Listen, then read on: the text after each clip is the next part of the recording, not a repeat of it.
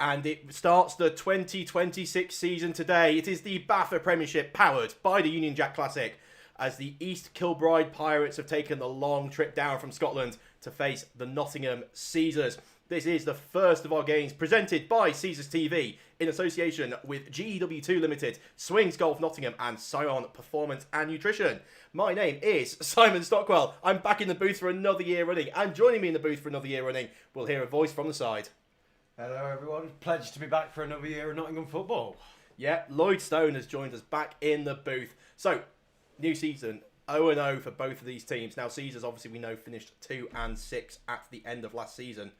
East Kilbride, I think they went 4-4. I can't quite remember. They had a pretty decent season. They had a pretty decent season. So, what do we think we're going to expect today? It's always tough to know once you start a new season what to expect. But Lloyd, let's have a chat. What do you think is going to happen? I think we're going to possibly see something new from Nottingham, especially on the offensive side. There's been a bit of a change in the guard. We're going to see a new scheme potentially, and I think that's going to be exciting because every year in the Prem you can reinvent yourself. Yeah, very much so. Obviously, on offence, Grant Lawless, former club chairman and offensive coordinator, stepping down. Incoming Max Durkin as OC, coming over from the University of Nottingham. Obviously, we've seen some of the coaches that have come out of there. As we see the Caesars take to the field, will we be able to find Sam Fraser, who is wearing some meta glasses today for us, to capture some footage? Look for number 2. There he is. He's crossing your screen now, I believe. We do have rosters for both teams. EKP have given me a roster as well. Shout out to Amanda McDonald from EKP because she managed to get a roster over to me last night with a lot of information and a pronunciation guide for some of the Scottish names where I'm sure I would have got them wrong had I not. Absolutely. Had I not got them right. It's good to see Nottingham in the yellow bottoms again. I like the kit that you've chosen for the first game out. Oh yeah, I would love to say that was my choice. Actually, it was my choice. I said, I was like, it is my choice. Not the gaff anymore. Yeah. We've come out in the burgundy to open the season. Burgundy with the gold lowers. In part because the white kit is very small. As we see the captains take to the field I nearly said for the University of Nottingham, for the Nottingham Caesars. Number 13, Mark Martin. Number 7, Henry Scanlon. And number 12, Liam McGovern. For the East Kilbride Pirates, we have number 88, Fraser McDonald. Number 55, Michael Gervin. Number 10 is, we're going to go for Gamu. That's the pronunciation guide here. And number 28 is Dougie Meakin, long-time veteran of the game. As we see, there is Cam, who is part of Swings Golf Nottingham, coming to do the coin toss and chuck it right up in the air. Looks like EKP have won the toss, and I think are going to elect to receive, you know? Start. If you want to start fast, you start on offense. Start fast, start on offense. It's not what most teams would typically do. But there we are. East Kilbride have won the toss and elected to receive. I think somebody forgot to put the meta glasses on one of the Caesars players because I can't see any of them wearing them. Oh well, what can you do? What can you do? We'll have to do that next game. But there we are. East Kilbride will start with the ball here in this Premiership season, powered by the Union Jack Classic, as I have been told to say. Oh. Yes, it is now the BAFA Premiership, powered by the Union Jack Classic. So for anybody who's wondering what the Union Jack Classic is, it will be the Arizona State Wildcats against the Kansas Jayhawks in Wembley on September the 26th. I think. If anyone from UJC is watching, or anyone who works with UJC, just drop me a message and remind me of what the details are, please, because I have forgotten. Well, thanks to the UJC, especially for the subsidisation of some of the coaching qualifications. Yeah, tell me, but they put a lot of money in. Coaching quals have come down by a significant amount.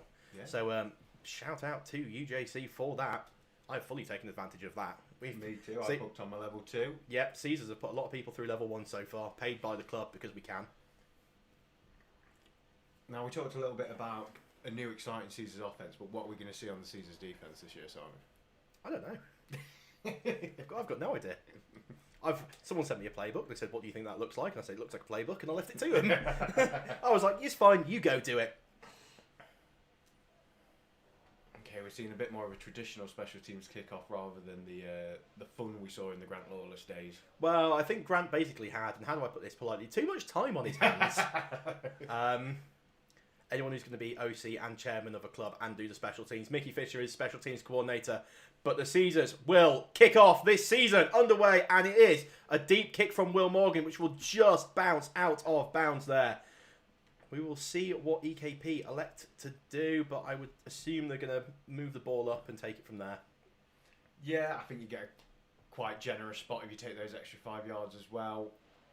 It's not what you want to see from Nottingham coming out of the gate, a little procedural error, but hopefully they can settle the nerves now. Well, it looks like they're going to be moved back 5 yards and have to re-kick. But with Will Morgan's leg, I think he'd probably put another 5 yards on it semi-comfortably. If you can't put it inside the 53 the first time, see if you can't do it the second time. Thank you to Stuart Andrew, who has just sent me the University of Kansas versus Arizona State on the 19th of September. I was a week out. I said the 26th.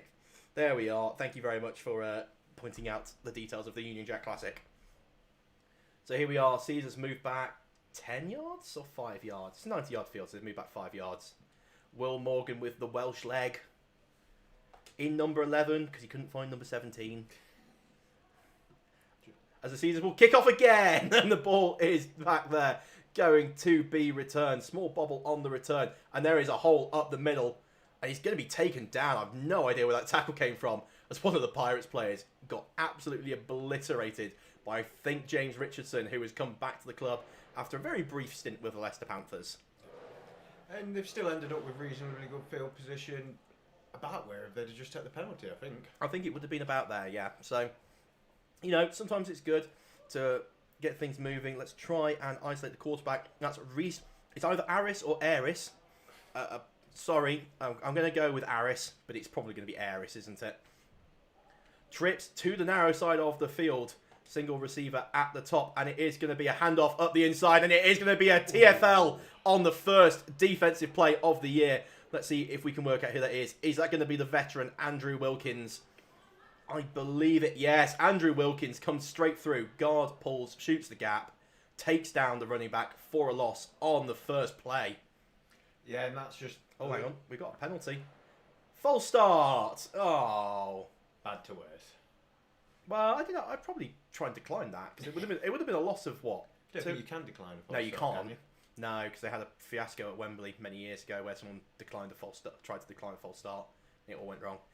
So 1st and 15 here. Even if the down box does say 4th, as it's been changed. Bunch trips to the top, swing to the outside of the running back, and Henry Scanlon, one of them, to take down the running back.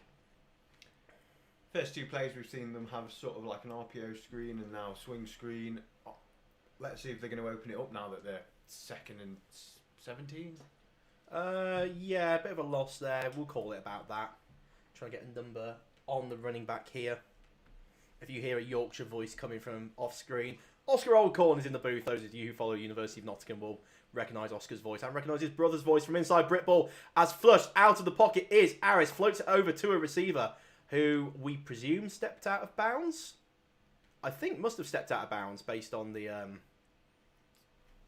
Some hard work to get those yards there. It looked like it was going to be really bad, but he managed to flip himself out of the pocket and get that little pass off. So Aris is a under-19s graduate from their under-19 program at East Kilbride, played Scotland, Glasgow University, GB under-19s.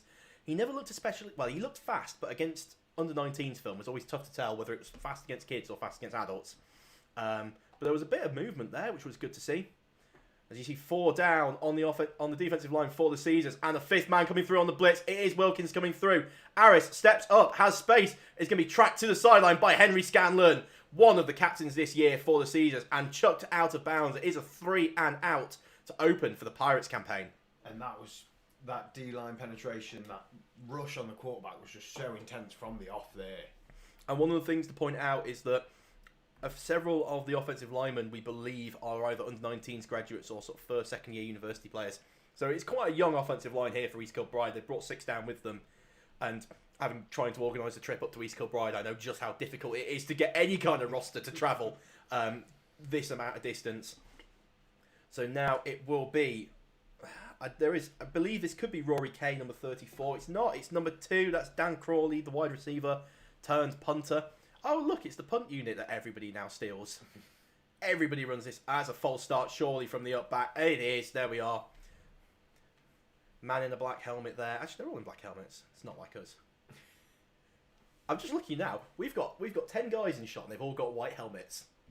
Bristol, I'm coming for that £1,000. I can't get everyone in the same colour helmets. There's too many, and I don't care.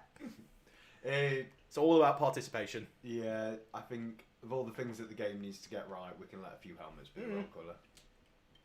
I don't mind. If they're playing, they're playing. If I can get them kit, that's all that matters. So EKP backed up even further now. It is going to be about 4th and 15 by its time it's all sorted out. Punter is back, gets it away. Let's see, that is Elliot Knight potentially on the return. He is going to let it bounce, and it will take a Pirates bounce. It will be down at about the 17-yard line. Caesars to take over. And what they've done there is the correct thing, which is, for the love of God, do not punt to Elliot Knight. Do not kick to Elliot Knight. Do not put the ball in his hands under any circumstances. That is, I would take a reasonable guess, the fastest receiver in the league. He is. I have seen him in training. He is scary, and all I scream at him is, "You look quite slow today." But Elliot Knight in number 5, transfer from the, I keep calling them the Humberthorpe Alpha Hawks. But yeah, transfer in from Scunthorpe after they unfortunately folded at the start of the season. And what a player he is expected to be for the Caesars this year. But it is McGovern leading them out. It will be Fraser taking the first carry, trying to grind out a few yards. As you see Jordan Lee there throw down one of the EKP linebackers. Maybe a very short gain there on first down for the Caesars. Yeah, and all they're wanting to do there is set your tempo, get your running game started, see what you can get from this line. Like we said, new offensive coach, we might see some nice new tricks out here. I couldn't possibly give anything away. So it is McGovern leading out as team captain again this year. First pass of the season is intercepted, and he's going to be taken down, but that is not the way you want to start for McGovern there. No, it's really not. We said it in the booth last year. Liam McGovern is a great pocket passer at times. He's a man who can deliver the ball where you want it. Not particularly a massive arm or too athletic, but usually makes sensible decisions, and that's not what you want to see to start with. No, that is a surprising one, I will be honest. I wasn't expecting to see that. You saw the ball sort of float up. Couldn't tell if it was just he couldn't quite get enough on it or something like that. I'm trying to pull up our YouTube stream to see if I can get a replay of what happened. But here we are, EKP. Aris flushed to the side. Aris floats it well out of bounds. Yeah, and similar again from the Nottingham defence there, just in the quarterback's face within a second of the snap, really putting that pressure on, not allowing them to develop anything downfield. No, we are trying to go back and see if we can work out what happened with McGovern. Oh, it was a really odd coverage roll. Really, really peculiar coverage roll. That was probably what did it for McGovern there.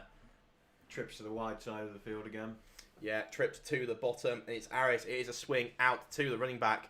Running back's going to have to make some yardage here, but he does get through. Big pickup there for the running back there. Let's check. Is he number 26?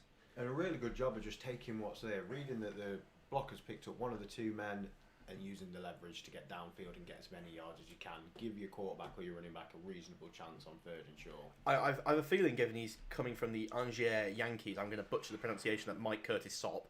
I have a feeling it's probably a French pronunciation I've got wrong here. But it is third and short. It's handed up the inside to Curtis Sop. And he is going to be taken down. The defensive lineman there meeting in the middle. That looks like number 98, Burak Bajir there, transferring in from the Sheffield Giants. Well, University of Sheffield Sabres. I think he probably did play for the Sheffield Giants at some point. And East Kilbride will go for it. Trips to the wide side. This is 4th down for Aris. And it is a... Oh, is that going to be a jumper or is that going to be a false start? Because the centre moved, but he never... The centre stood up, but he never snapped the ball. Everybody pointing. Yeah, I can see this going both ways. And it looks like it's going to go against the Caesars, which will probably give East Kilbride a fresh set of downs on the goal line. Yeah, I think you're looking at first and goal from the somewhere. Yeah. Neutral zone infraction against the defence. So this is going to be a big test of the Caesars defence to start the year. First and goal from the 3. We've seen East Kilbride, sorry. East Kent. Yeah, come out with the screens and working these RPOs, are we going to see them do anything more dynamic down here? No, just hand it straight at the middle. Hand straight up the middle, and all of those handoffs at the middle so far have gone nowhere. Henry Scanlon and Andrew Wilkins, number 7 and number 22, respectively. Big work on the inside. You see Harry Johnson wearing 37 because he lost his number 32 jersey somewhere. He went, Simon, I've handed it in. I was like, no, you haven't. I haven't got it. But yeah, big defensive line here for the Caesars. You've got Dami Akinlua in number 90 playing defensive end coming from the University of Bournemouth. It is going to be a handoff. It was trying to be a counter or a power, and he's still folded in the backfield. The run defense for the Caesars so far. Karim Handy, number 93 there, long-time player for the Caesars. Yeah, you've seen him really get penetration through the middle. QB's escaping a little bit out the side, but you run your QB outside too often, it's going to end badly for you. Yeah, and you was going to think this is now a pass on 3rd down, although I would expect to see them go for it on 4th down as well. It still trips to the top of the screen, as it will be Aris flushed out straight away. Manages to get the pass off, and it is caught. Looks like number 2. Is that Dan Crawley? Is it 2 or 3? We try and find out for you, folks. I've got 3 in the hand signal to me. That's Aaron McDonald there with the first points of East Kilbride's season, as they will go up 6-0, and just couldn't quite keep Aris in the pocket to take him down there. No, and the good passes we've seen from them have been when they've managed to get outside the pocket and change those passing angles. As we see him go for 2 here. Maybe they forgot to bring their kicker down. Potentially. It will be Aris running to the outside. Can he make the goal line? No, he cannot. He will be short there. Denied by a Nottingham Caesars defender. It looks like Alex Gargini-Hill, number 19 there. Yeah, and a good work on Nottingham not getting burned by the same thing twice. Seeing that they're happy to get him out of the pocket, flowing that defence over the top, and then coming to meet him. But there we have it. First blood in this season goes to the East Kilbride Pirates. 6-0. And I've just noticed the score numbers are not quite aligned, and that's going to irritate me a bit. It's really hard to do on OBS. You try to click it and move it a little bit. But there we have it. 6-0 to the Pirates. As we will see, well, we will hopefully see the Nottingham offence with a little bit more space than last time. You can't end up with much less, and you can't end up doing much worse. It could have been a pick 6. That is very true. It could have been worse.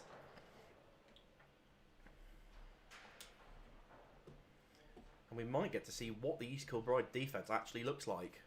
After it was a very weird coverage role. It was like they tried to play cover 2 and then tried to bail into cover 3. And so you know when sometimes you think the defence doesn't quite know what it's doing, and therefore it's confused the quarterback who should know.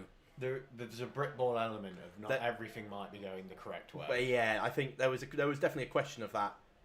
As the kick is deep. It's going to be fielded by Elliot Knight. It will be Elliot Knight to carry the football up the sideline. Has a lot of space to go. As flags will come in for a hold. It's a shame, really. I don't think it was really needed. He's not gained anything from that hold.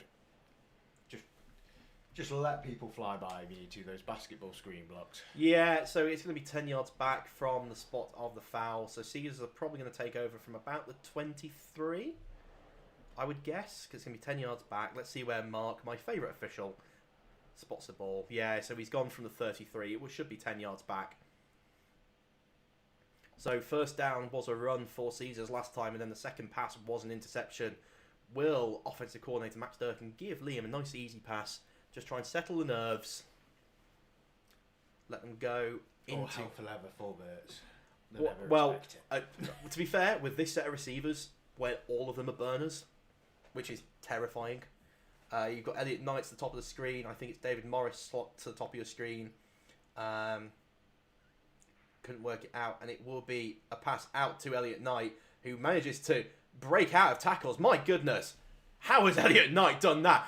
What should have been a gain of 1 or 2, he turns into a gain of 6. And this is the thing with Elliot Knight. He just can slip out of tackles, and he's so quick. Tackling him in open space is really difficult. Yeah, looking very dynamic, working in that tight space over on the far side of the field there.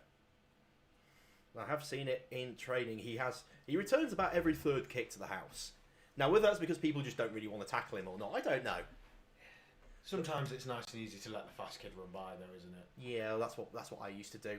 It will be a toss to the side. Sam Fraser with the carry. Sam Fraser with a lot of running room, and that is the first down of the season for the Caesars, which, tell you what, that's a mouthful when you try and think about it. I pinned that up in my head and I was like, oh, that's going to be a tough one. Some great work by the offensive line there, especially getting out to them blocks in space and making that channel up. Yeah, absolutely. And the little block on the outside, that was something impressive there. Got 123 watching the stream at the moment. Hello to you all. As if you're spending your afternoon doing this. Doubles here for the Caesars. Right hash. Sam Fraser to the short side of the field, flanking McGovern. And it will be a RPO, I would presume. And no, that is incomplete. I believe that is Sugar intended on the play. I think he's in 80 today. Let me check. What did I give Sugar? Yeah, I gave Sugar number 80. Yeah, and I think that's a simple one-read RPO. Does the man run down on the run? Does he not? And a reasonably well-delivered ball. Just a touch high, and I think that's it. Sugar's not the tallest bloke.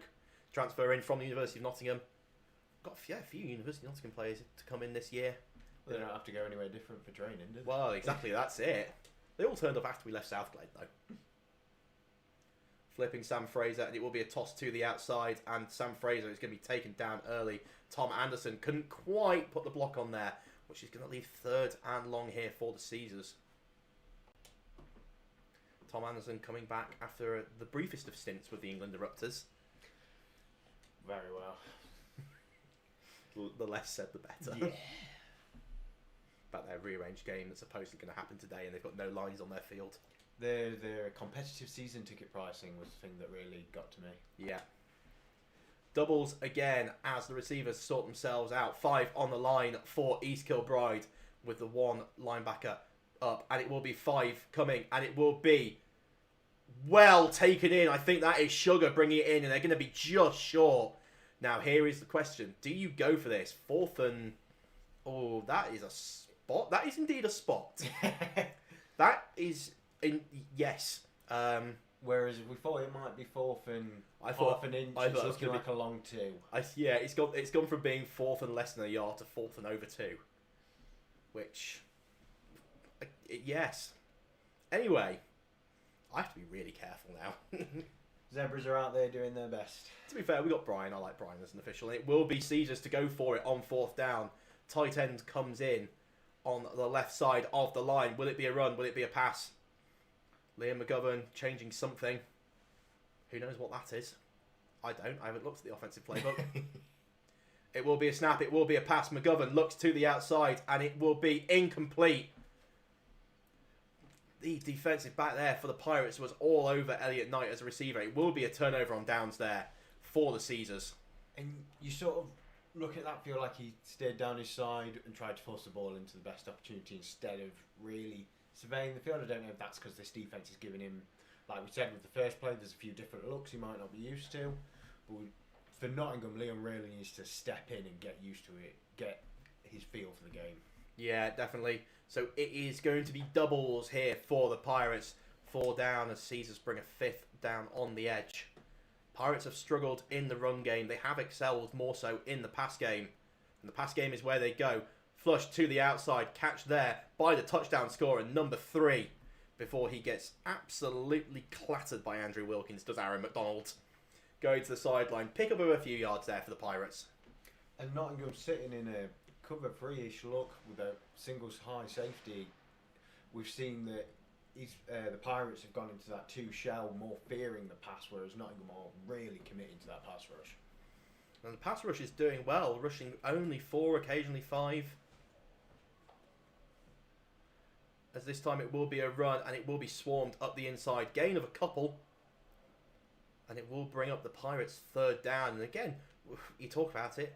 Is this going to be close to 4th down territory again for the Pirates? They went for it earlier. They didn't kick. They have punted once, but it was from much further back. Interesting to see what the Pirates do here on 3rd and short. You know, it's early in the season. Not everyone's fully installed their special teams playbook yet. Is that what we're going with? That's what we're going with. So 3rd and short for the Pirates. Big down here, and it will be a handoff up the middle, who will be met, and he will be... This is really going to come down to the spot now. I'll tell you what, I think the Pirates have had a bad spot there as well. I would have put him way, way closer to the... I'd have put him another at least half yard up. As we see a wholesale swap, it will be the Pirates to at least offer the option of punting. Dan Crawley there, number 2, the punter. You might think you've given Nottingham 2 chances on offence. You've got a good defensive play off them. Play the field possession game and keep them pin tight. Yeah, potentially. We will see what happens here. Oh wow, there's a motion. No one else does that. The snap is back. It's a good rush, and it is a very, very high punt. And it will take... It's starting to take a Caesar's bounce now. Heads up play from that Pirate there to understand which way the ball's meant to go. Yeah, Jordan McSorley, number 23 there. He's one of the captains today coming through the under-19s programme. He knows what to do. Down that ball as soon as it starts rolling back your way as we see the Caesars offence take back to the field. And we are here at the David Ross Sports Village, as you can see at the top of your screen.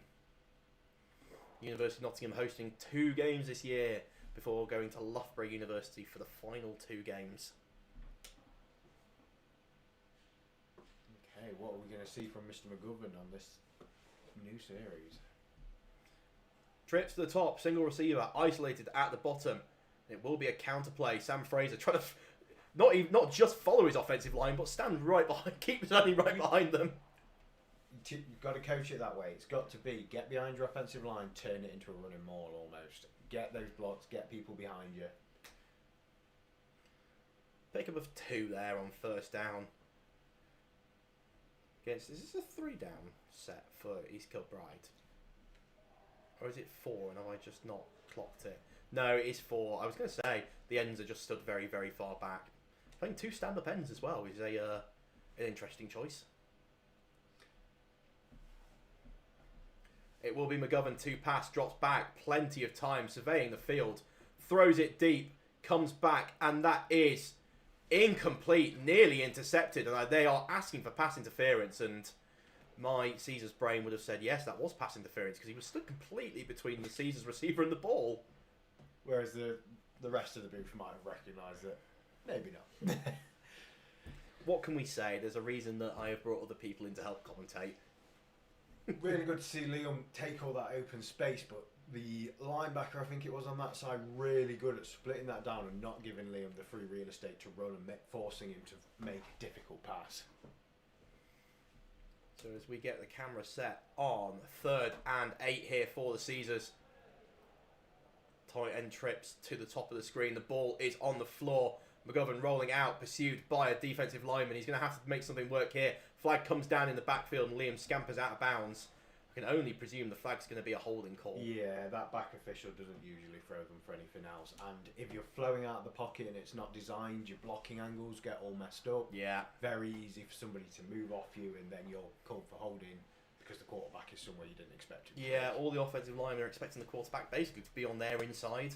And then suddenly the defensive lineman tries to step round the outside and leave.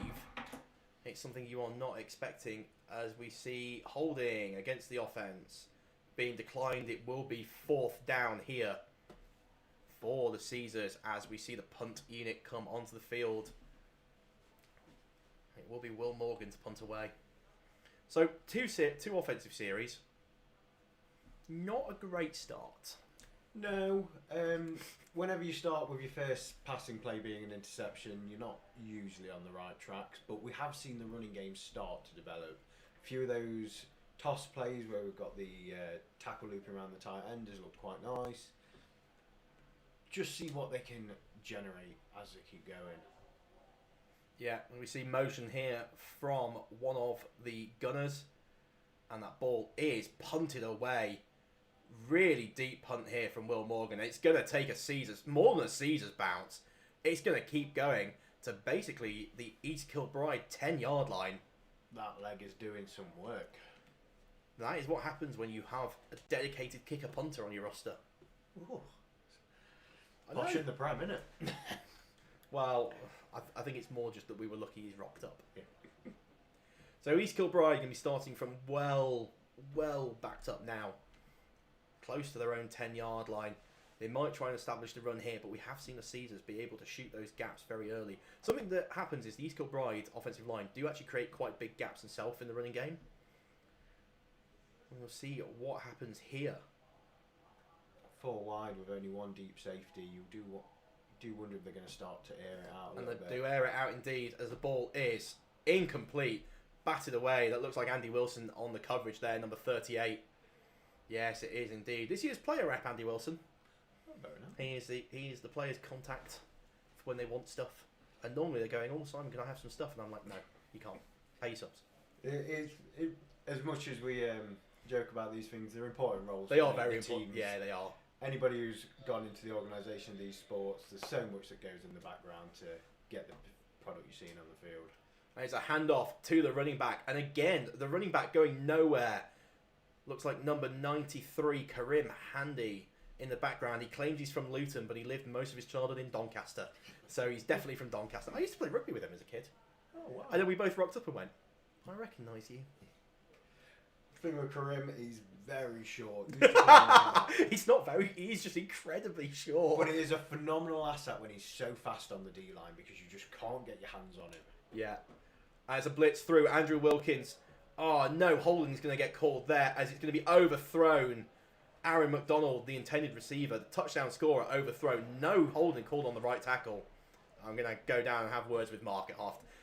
I love Mark, the bloke who's just caught the ball now. He's probably my favourite official. And as much as we call that an incomplete pass, it was more of a heave it out of a sack and hope that... It was a little bit, yeah. Oh, probably should turn my phone ringer off. And it looks like we're back in punt formation. Looks Yeah. like Richmond will expect the bounce. And with how backed up this is, this could be an all-out go at a block. Any fumble on the snap, and this could be a safety. It's so close to being blocked as well. As a ball lands short, it is going to be Sam Fraser to try and return this. Sam Fraser's going to have a lot of space when he gets up to that sideline. He's quick enough. Sam Fraser keeps going. I've been checking back for flags, and the flag has come out.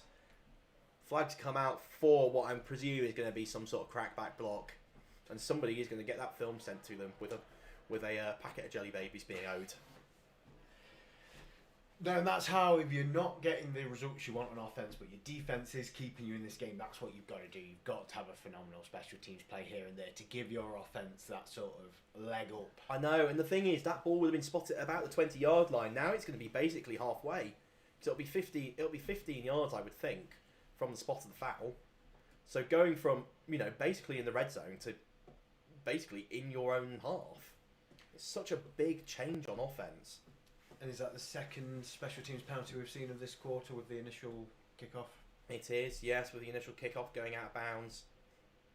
But that's kind of the risk you take. When you know that you can go back 5 yards and re-kick it and basically get it to the end zone anyway, I guess it's one of those where you just say, we'll try and put it in the corner and it doesn't matter. Caesars coming out in the split back because they have about 57 running backs. Running back roster is deep.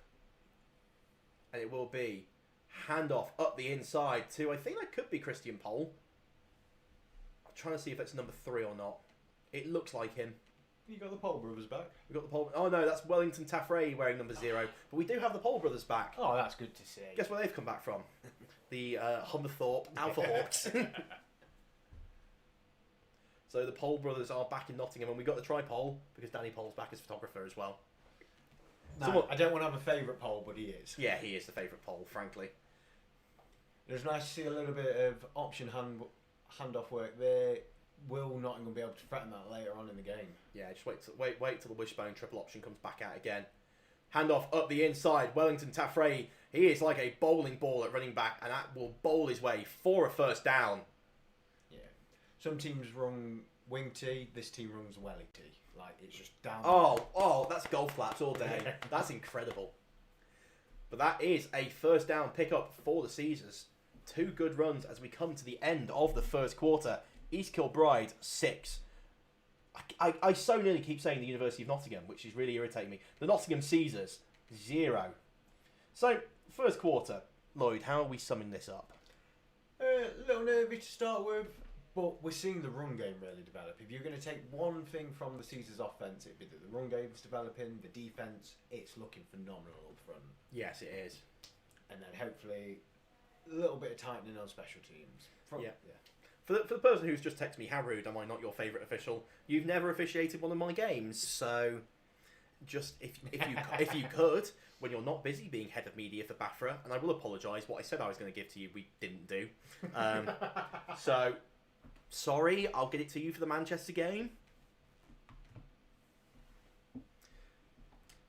But it will be a fresh set of down here for the Caesars, as they are going to stay in this 2-back. Sam Fraser as the faster back, Welly T as the bowling ball back. Elliot Knight is isolated at the bottom of the screen with 2 DBs covering him, which, if you're East Kilbride, is absolutely the correct thing to do. And it will be Welly T trying to get it on the counter, and somehow, after being nearly brought down in the backfield, turns that into a 6 or 7 yard gain. That is just a phenomenal commitment to keep your feet moving and to keep driving that ball, because he, like you said, it was dead to rights in the backfield. I just had to go and almost eject Oscar Oldcorn from the booth for doing the hand gesture when I said 6 or 7. You're just too young. You're far too young for this. Yeah, we didn't mention we were running a crash at the side of this. Yeah, they don't get us on the Inside Britball podcast. Better, brother. You can't talk, you know. Still 2 backs in the backfield. McGovern, and it will be handoff again. Wellington Taffray carrying it up the middle. And we will see what the spot is. I think it's going to come up short. Yeah, I think it's going to be short, maybe half a yard, but it's still 3rd down. So I think it's going to be 1.5 yards short.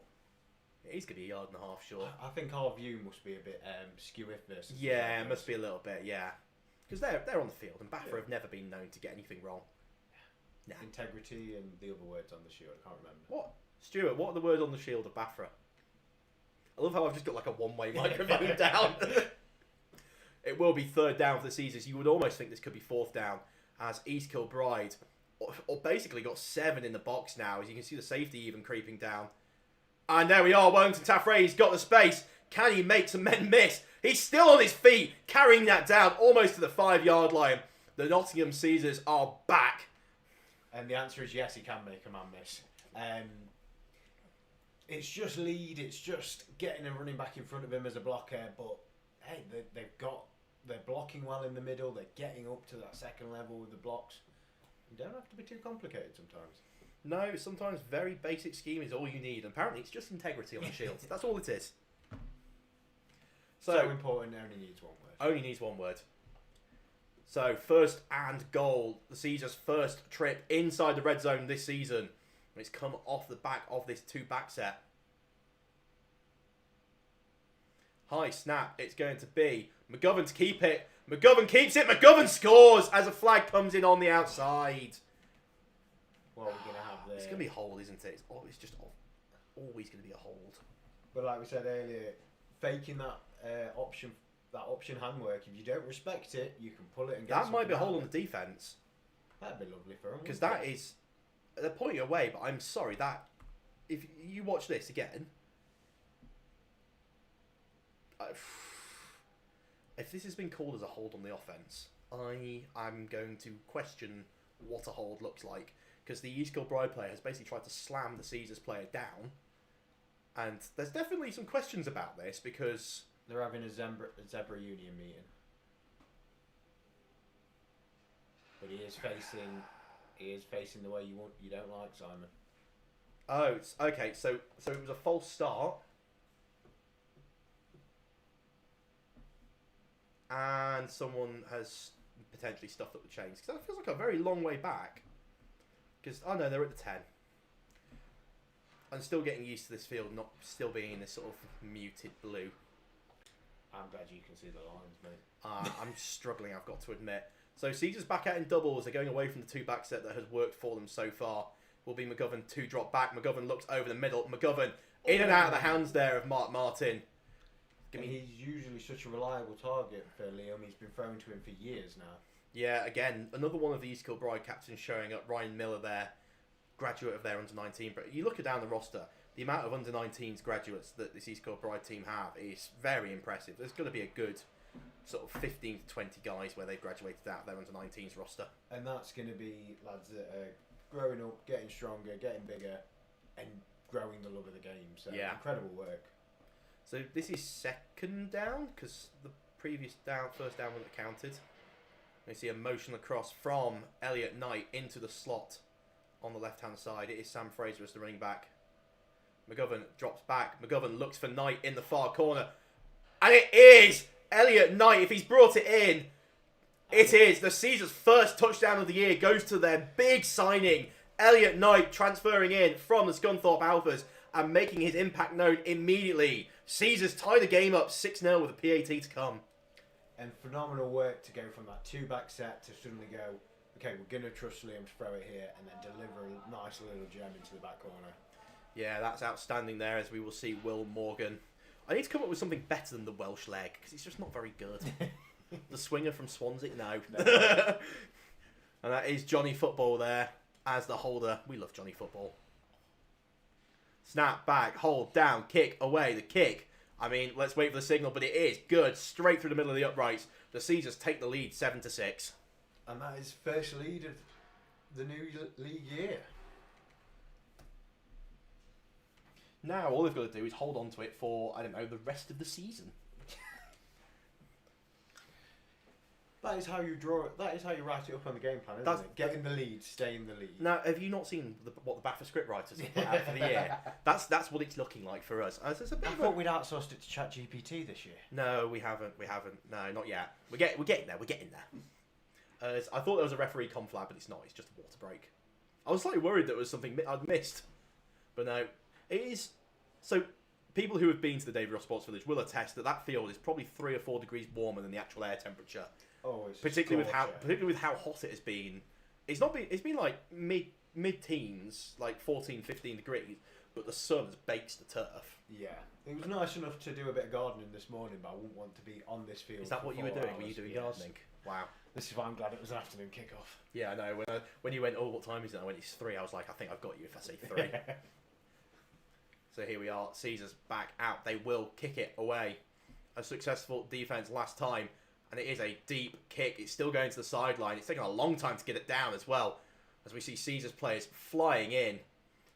And absolutely munched down as you see a flag on the top of the screen as well. So this could be dangerous for East Kilbride. This could be going even further back. And that kick is putting the East Kilbride blockers in a real problem, because usually you're only blocking for 2 or 3 seconds and the ball's returned. Yeah. But it's staying in the air so long that you're getting to that point where you have to hold almost. And it's one of those, it's again, the little things you don't think about. Like with hidden yardage we haven't talked about with Willie T, but him managing to take 2-yard gains and turn them into 4-yard gains and just pick up little bits.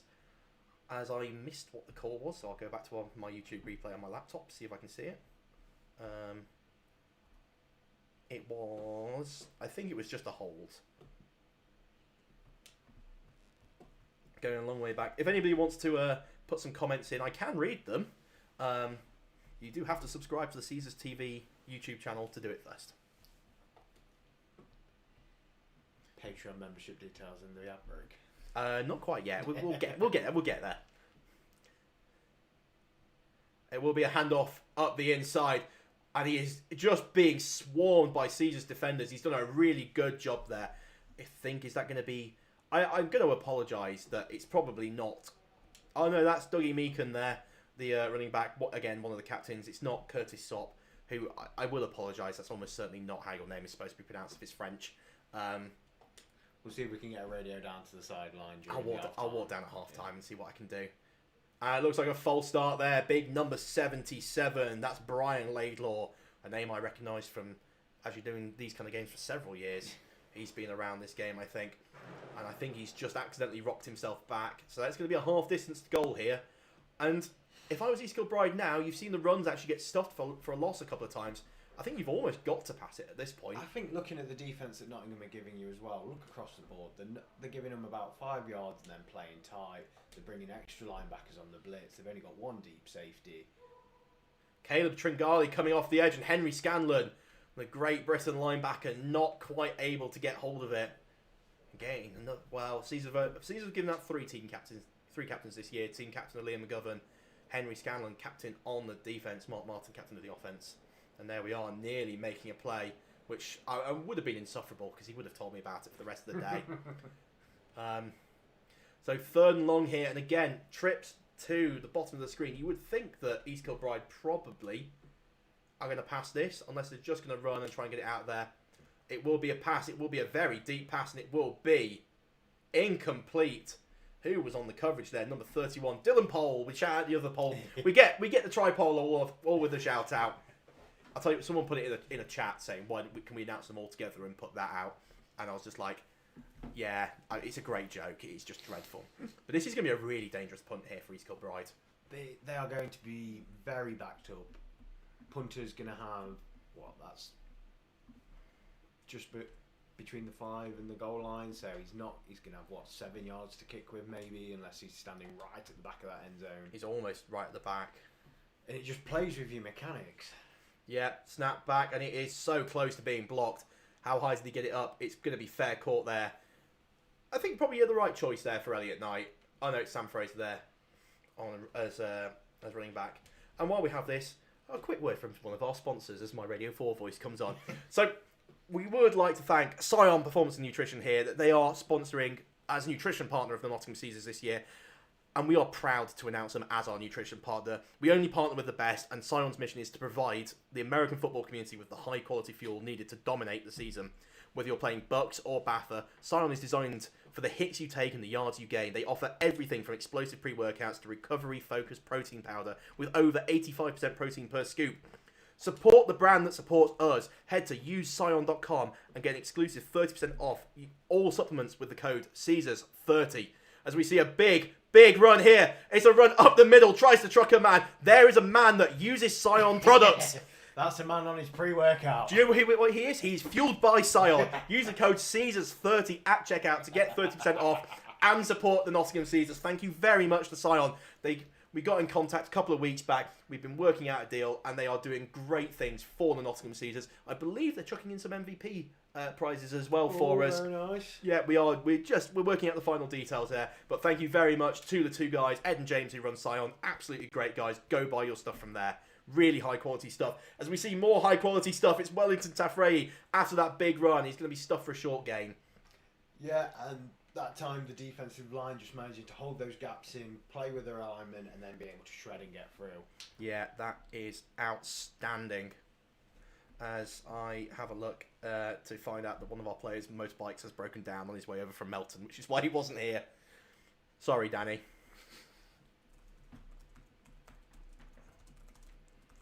Sometimes you still have to do things while everything else is going on. So, second down, Nottingham back into this two-back set. It's going to be a handoff up to Wellington Tafrei, who is... my lord, Welly T just managed to eke out yardage. He has no... on yak. Is that... Yards after contact? Is it yards after... Because I didn't know if it was... Yeah, because it's rack. Is it... I know. No, if you're talking about a receiver, you might go yak for yards after catch. But generally, when you talk about running back, yards after contact. Here's an idea. Could they not have been different? We could just stop throwing the ball. Yeah, we could just stop throwing the ball. Well, I mean, we did last year. Yeah. Another transfer you can see at the bottom of your screen. That is the man known as Sully, number 9, who dominated at E5s yesterday and has just gone, yeah, no, I'm good. After playing a full day of E5s, has just come straight back. He's come to us from the Bournemouth Bobcats. He's an absolute electric receiver. Mark Martin takes the catch in. He's going to be just short of the first down. Go for it. Go for it. You've got the call from the booth. Go for it. What will Max Durkin do, or will they bring on the field goal unit to try and go up by 4? As we see Liam McGovern leave the field, it will be a field goal unit here. So the Caesars will try and head up by 4 points. So we saw a successful PAT earlier, which is basically, this is all this is. This is just a PAT. And remember, Will Morgan, if this goes wrong, it's not all on you, but we'll say it is. We're looking like a 2 back, maybe expecting something slightly funky, but imagine just a straightforward kick here from Snap back, great hold by Johnny Football, and it looks like it bangs straight through the middle of the uprights. It is good. The Caesars will lead 10-6 here in the second quarter. Yeah, nice plays on offense, nice plays on defense. Special team starting to bring it together. That, as a coaching staff, you can't be much more happy than that. No, it's a shame that they couldn't quite eke out the yardage there. Mark Martin maybe turned around a touch too soon. But while we wait for this, why don't we have a word for another one of our sponsors? Swings Golf Nottingham. For any of you who are golf enthusiasts or have retired and started to take up golf, much like I have done now, Swings Golf Nottingham is the only place you need to go in Nottingham to play golf. It is an indoor golf simulator. It is on Trent Quays, right opposite the City Ground and next to Meadow Lane. It is in a prime position within Nottingham, and they are sponsoring us as well this year. You will see the Swings decals on the back of the helmets for the players. They have 5 Trackman bays. You can play every course you could ever imagine from those bays, because I tried to play St Andrew's Old Course and it went really, really badly. Did you have to get out a little mat so you could pretend to be on the grass and everything? No, it's great. You just put it down, and then the staff don't laugh at you when you slice it. They've got interactive darts as well. They've got a licensed bar. It is a perfect place to go. Go check out Swings Golf Nottingham. You can go find them on our Instagram or at Swings Golf Nottingham on Google. As we will see Will Morgan kick it away. It's a deep kick to the right-hand side again. They are looking for those coffin corner kicks. And the Pirates, nowhere to go. The kickoff unit for the Caesars has been great so far. And that's the problem if you ever try and jump over your own player, you might just get hit in the air.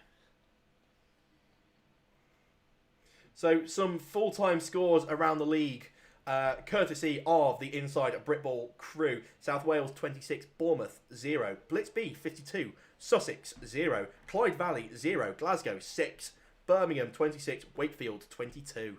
So at least one competitive game in there. Oscar's here knowing his brother plays for Wakey and is upset now that that happened. Yeah, who knows what might happen. Well, I think it's always difficult week one, isn't it? It either goes really well or it goes really badly. Trips to the really narrow side of the screen as he's asking to get that guy more narrow. And this makes tackle eligible here, as it's a handoff up the inside and nowhere to go. I don't think you can have tackle eligible in this level, can you? You can, you just can't receive the ball. So he can be eligible to receive it, but his number makes him ineligible. Something we might need to confirm. Yeah. Let's put it that way. I was always under the impression that in British football you could never... Your tackles just had to stay where they were. They're not allowed on adventures like in the NFL. Yeah, well, because they're not eligible to receive by number. So 50 to 79s are completely ineligible. As we see it happen again. So we've seen a little bit of this. Is there a tight end a swing out to the outside. I'm going to be met in the backfield. Is that Alex Gargini-Hill? Yes, it is. Shall I announce the big news for the Gargini-Hill family? I think I will. We're going to have a father-son duo as of next week. Aww. Chris Gargini-Hill has signed up but was not eligible. He put in his transfer too late for this week. Did it after Tuesday at 10 o'clock. He came to training on Wednesday, decided he liked it, and will be on the offensive line for us. There you go. This might be the only father-son duo in Britball at the moment.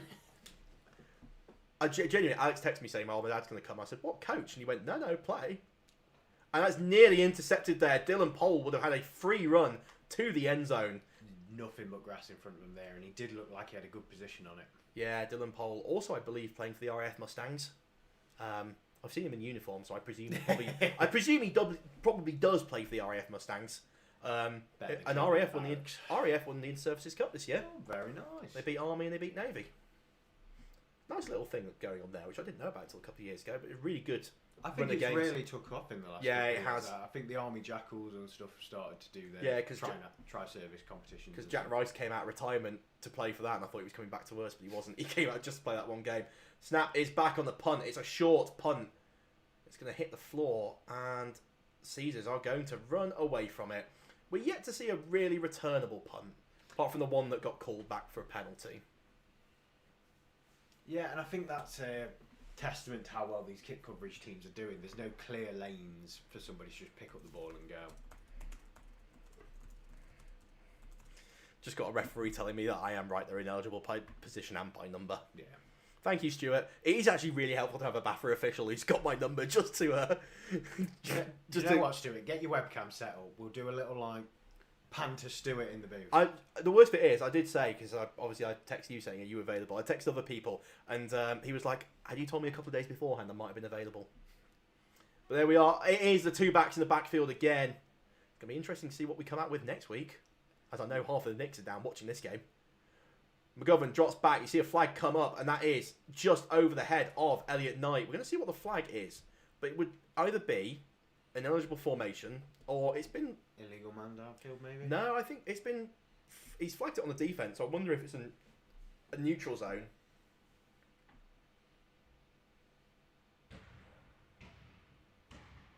Yeah, ineligible man downfield.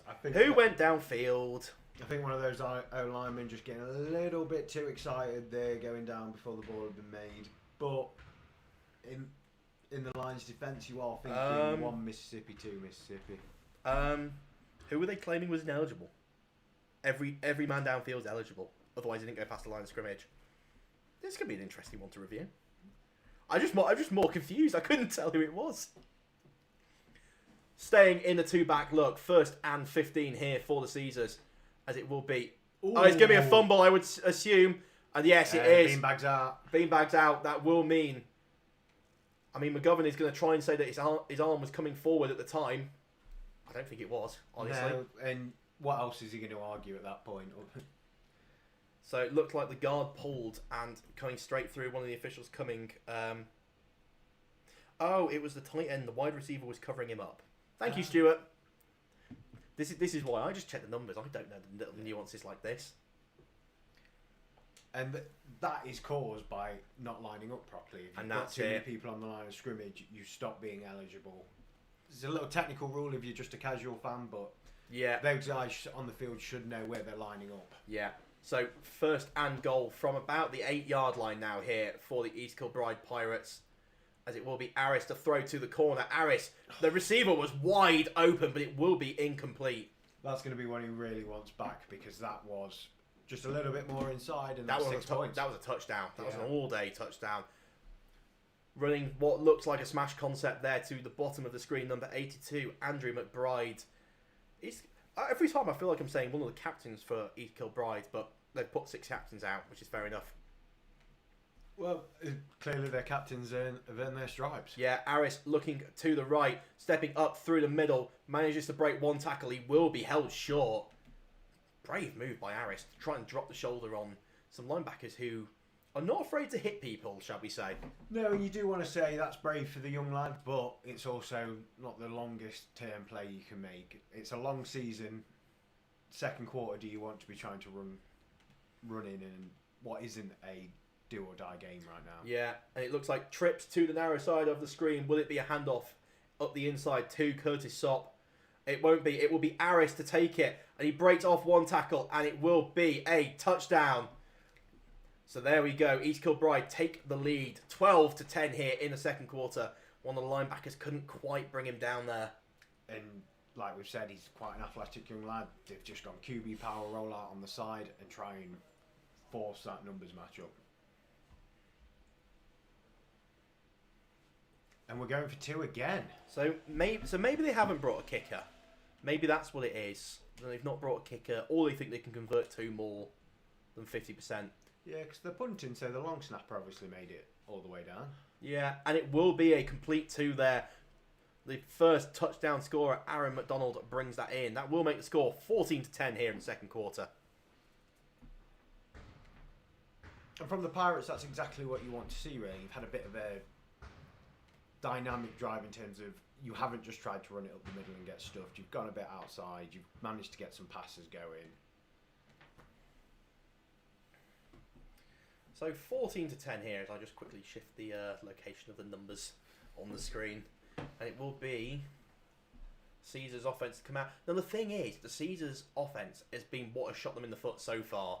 1 interception that turned into a touchdown, and then 1 fumble that turned into a touchdown as well. You think if they can just clean up the mistakes, Caesars... I'm trying really hard not to be biased, folks, right? Really, really hard. I would say Caesars look like the better team offensively, but I've got the bigger variance. They've done the more bad things. I think Caesars look better out from their own 30 towards the opposition end zone, but in their own, what we'd call the black zone, your own 30, your own 25, whatever you want to call it, they have just been, like you said, shooting themselves in the foot. They've not been able to get out of their own end zone and they've caused themselves problems. Yeah, and it is a weird little squib kick there. Looks like Elliot Knight will be the returner and just can't get himself out there as somebody came through it. And there's a flag coming in late. Well, the play had stopped. He was being held up. He was just hopping around, and someone's come in, absolutely flattened him out. Probably the whistle was blown. No, whistle doesn't mean anything in this sport. Whistle is completely irrelevant in this sport. We found that out last year. Okay. Yep. I'll talk to you at half-time about that one. Fair enough. Yes, there was a bit of a... Actually, it wasn't. There was a guy there. It looks like he's going to be on East Kilbride. I think an East Kilbride player came in quite late. If you look... I've got the replay here. I'm trying to show Lloyd. You see just there, someone coming in and just sort of shoulder check someone. So it's what I would call a soft 15. Yeah. It's what I call a silly penalty on the side. Yeah, I think that's how you would. Yeah, that's silly is the word you would use. Yeah, isn't it? I'd very calmly go to the player who'd done it and be like, "That is a very silly thing to do, and you should respect your teammates more." Yeah. So Caesars starting just inside Pirates territory. We have no idea on time, folks. I'm afraid, as it will be McGovern to drop back with time. Throws it out, and it is incomplete there. And they are just sitting on them short developing routes and making a very physical contact when the ball comes in.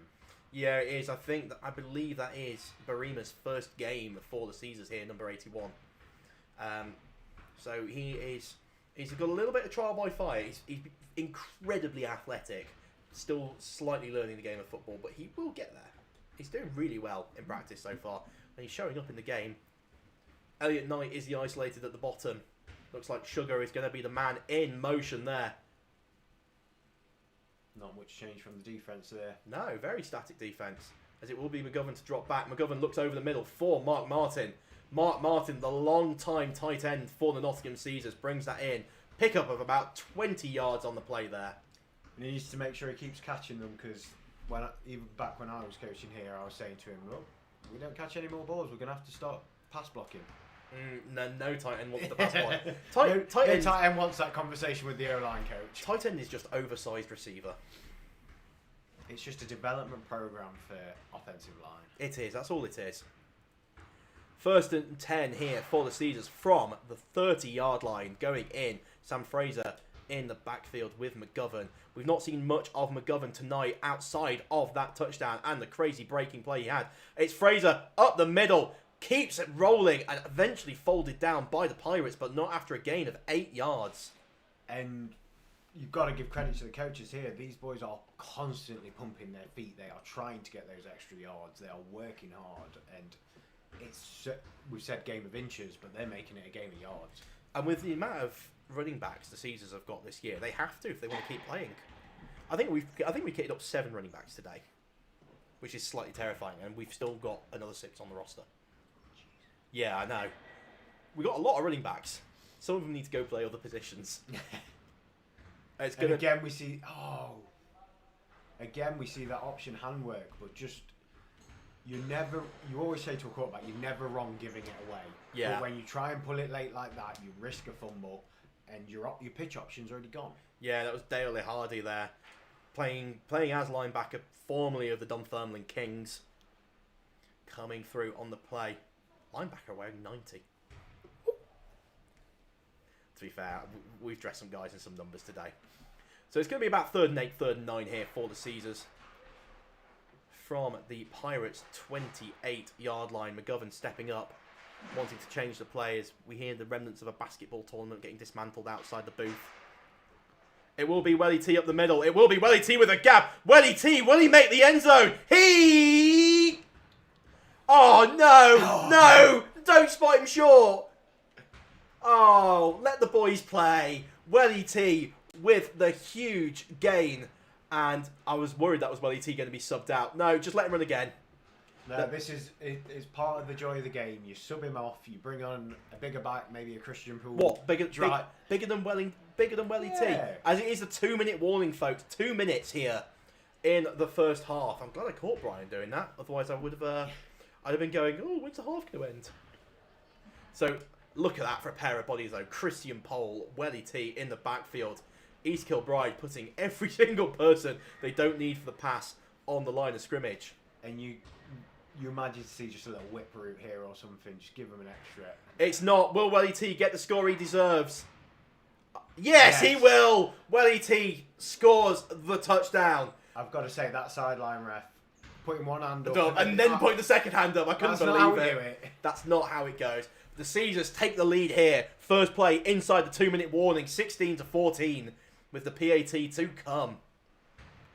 Exactly the same as you. I saw the one hand go up. I was like, okay, I could see how he was short. From this angle, it's really tough to tell. Yeah. Welly T deserved that touchdown. So we've had passing touchdown. Was it to Elliot Knight? Yeah, Elliot Knight caught a passing touchdown, didn't he? Somebody did. Yeah. And then we got a rushing touchdown from Welly T. As I think there should be a bonus point if you hit a pole in the middle, because Will Morgan looks to have absolutely drilled these down the middle. Caesars take the lead, 17-14. Only if you lose points when it goes over the fence and you have to send a coach around into the middle of the University of Nottingham's grounds. I've always said if you kick it over, you got to go get it yourself. That's how it used to be as a kid. Yeah, you kick it over the Play fence. Kirby rules. Yeah, you kick it over the fence, you go get it. So what can the Pirates do? And the thing is, they've looked better with the pass game. And all it takes is one blown play, and suddenly the Pirates are in scoring position. If you're the Pirates, you've got a young QB and you're down by 3 in the second quarter, you're feeling great. In other good Nottingham news, Forest win 4-1 against Burnley to really help with their not getting relegated. However, Leeds United won last night. Somebody had to be happy about it. Yeah, I know I am. Leeds are staying up. They've still got so much time to get it wrong. Of all the teams that could get it wrong from there, it's Leeds. Somehow 39 points isn't enough. It made me sick. Oh, sorry, I'm from Bradford. It will be Will Morgan's kick-off. We've seen it go to the corner every time. Do we see it again? Yeah, we do. I think that's what the intention was there. Returner's got a head of steam, and Returner gets stopped just about before getting folded again. A lot of good work there from that returner to work through those contacts, because that was going to be... That was, a really, really good return there, especially for how good the Notts kickoff coverage unit has been. And that was Will Morgan there, I think, the kicker. Oh, no, it wasn't. It was Harry Johnson, number 37. I'm not used to seeing him in 37. Because he lost his 32 jersey. We're going to have to go and buy another one. The ketchup and mustard combo jersey and lowers is really working for us today. I do like it versus the burgundy top and bottom. Yeah, I mean, I brought the burgundy bottoms just in case. As it will be QB to keep it on the read option. QB steps out of bounds. Good play there from Harris. No step out of bounds. Just need that contained there from number 90, Akinlua. And we were completely sold in the camera crew here. Well, the camera crew was, yeah. Oscar just texted me about an hour ago saying, I'm around if you want me to film. I was like, yes, please. So I can't really say bad things. I thought I was on the other camera. You thought you were on the... This doesn't move, so I don't know why I moved it. Yeah. As it looks like we've got a player down. I think it's just... that is Dami Akinlua there. I think maybe he's just pulled a muscle in his leg or something like that with how he's just sort of gingerly walking off. Yeah, he looks to be coming off almost up on his own steam at this point. Yeah. Just a little bit of support. Yeah, I think just they'll walk him off to the sideline, take it nice and steady. And then we will get back to the game. 10-second run off or? It's true actually, if they didn't take a timeout inside the 2-minute warning. Well, it wouldn't be a 10-second run off because the offense will want it, so they just decline it. Ball snapped low, thrown outside. Number 88 is, I believe, Fraser McDonald, who's going to be taken out of bounds there.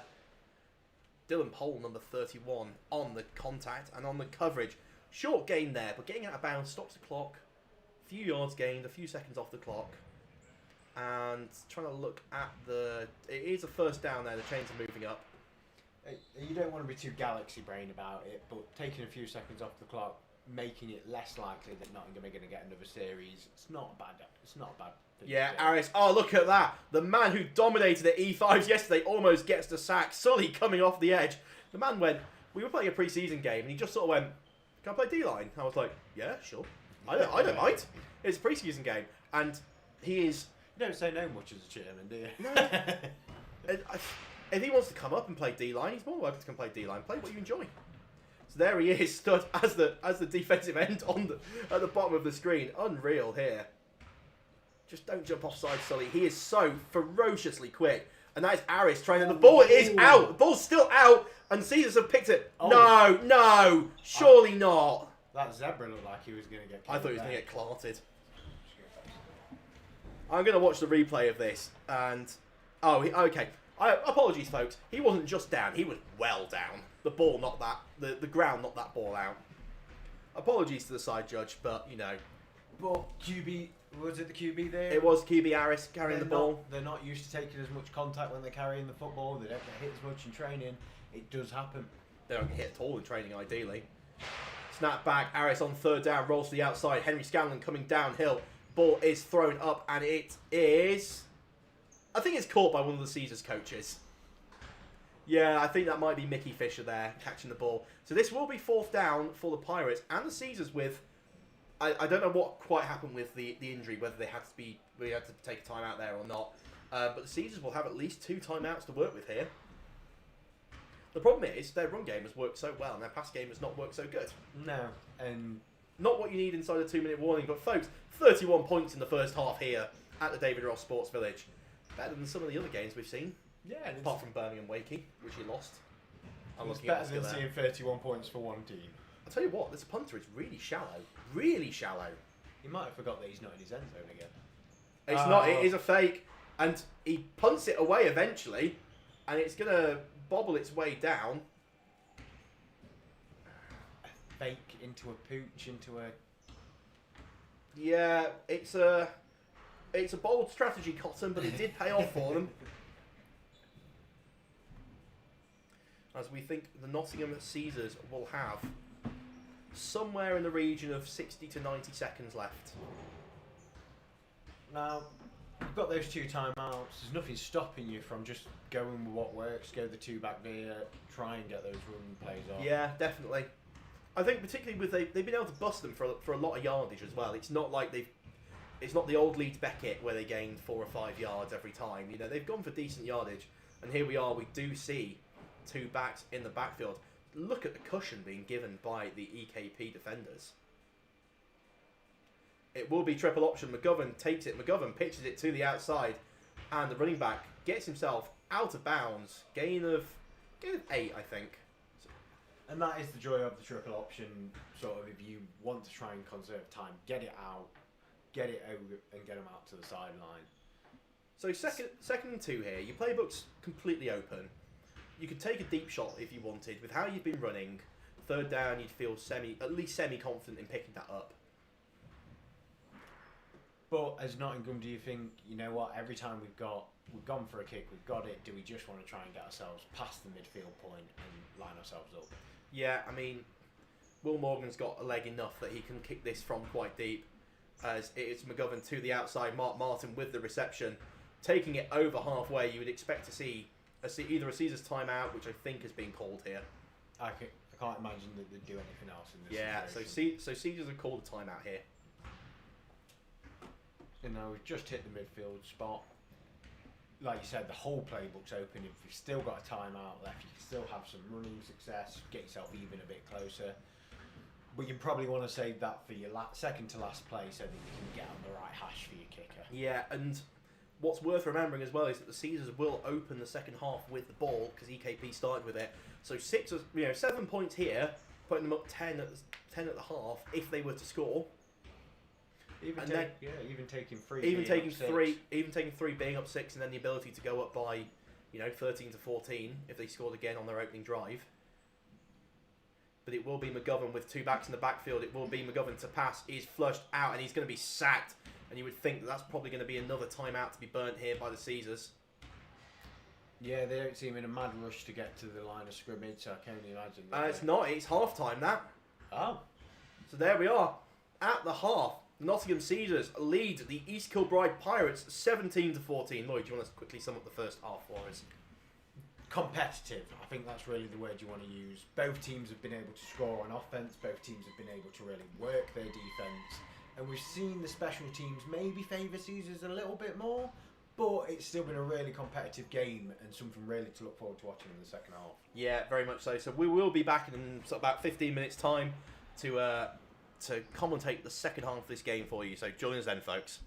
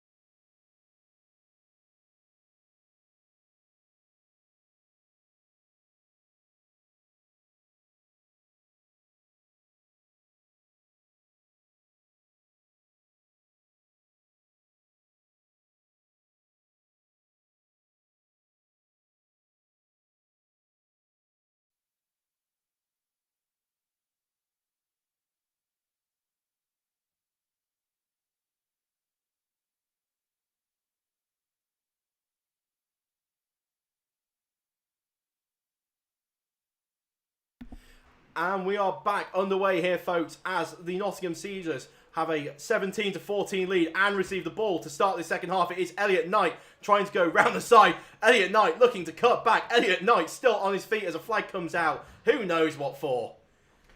And we see some leg pushing and shoving as well, so we might get an additional offset in there, possibly.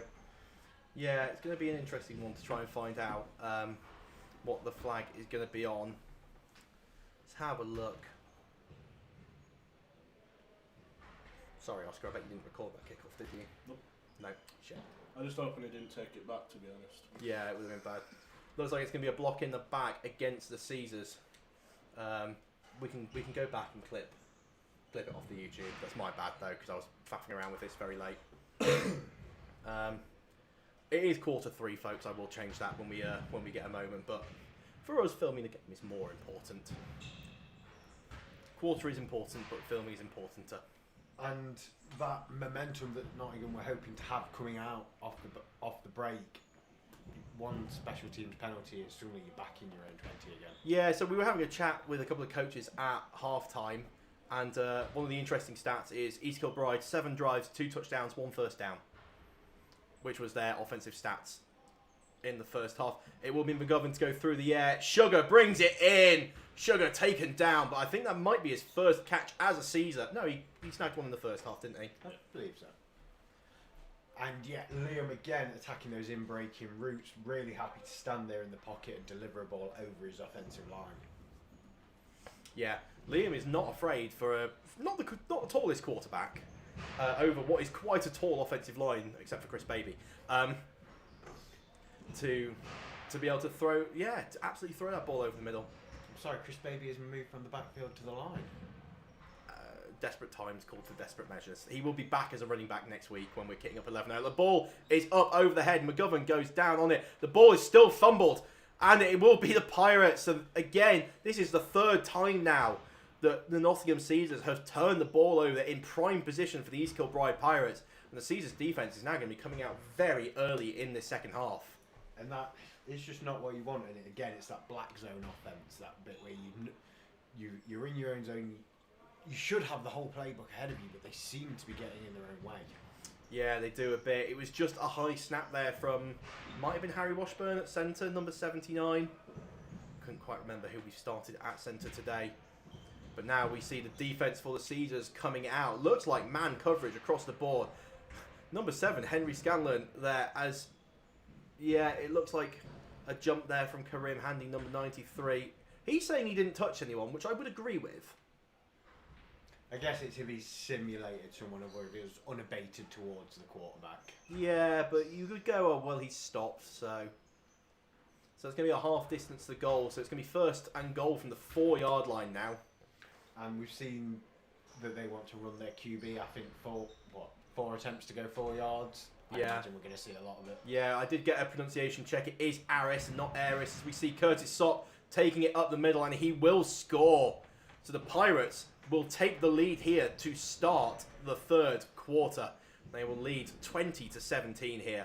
And the Caesars, all 3 touchdowns for the Pirates has come off. Caesars turnovers deep in their own half. Yeah, and it's our 3rd lead change of the game now. At least 3rd, if not more. Yeah, I think it's 5th. 4th. EKP took the lead. Caesars then went 7-6. EKP then scored. Caesars then scored. EKP have scored. Yeah. And they will go for 2 there, and it will be a handoff to Curtis Sott. That is Sully, the running back turned weapon for this team, coming in to get the first contact, and it will be no good. It seems like 17 pointing from the background did not support the ball going over the line.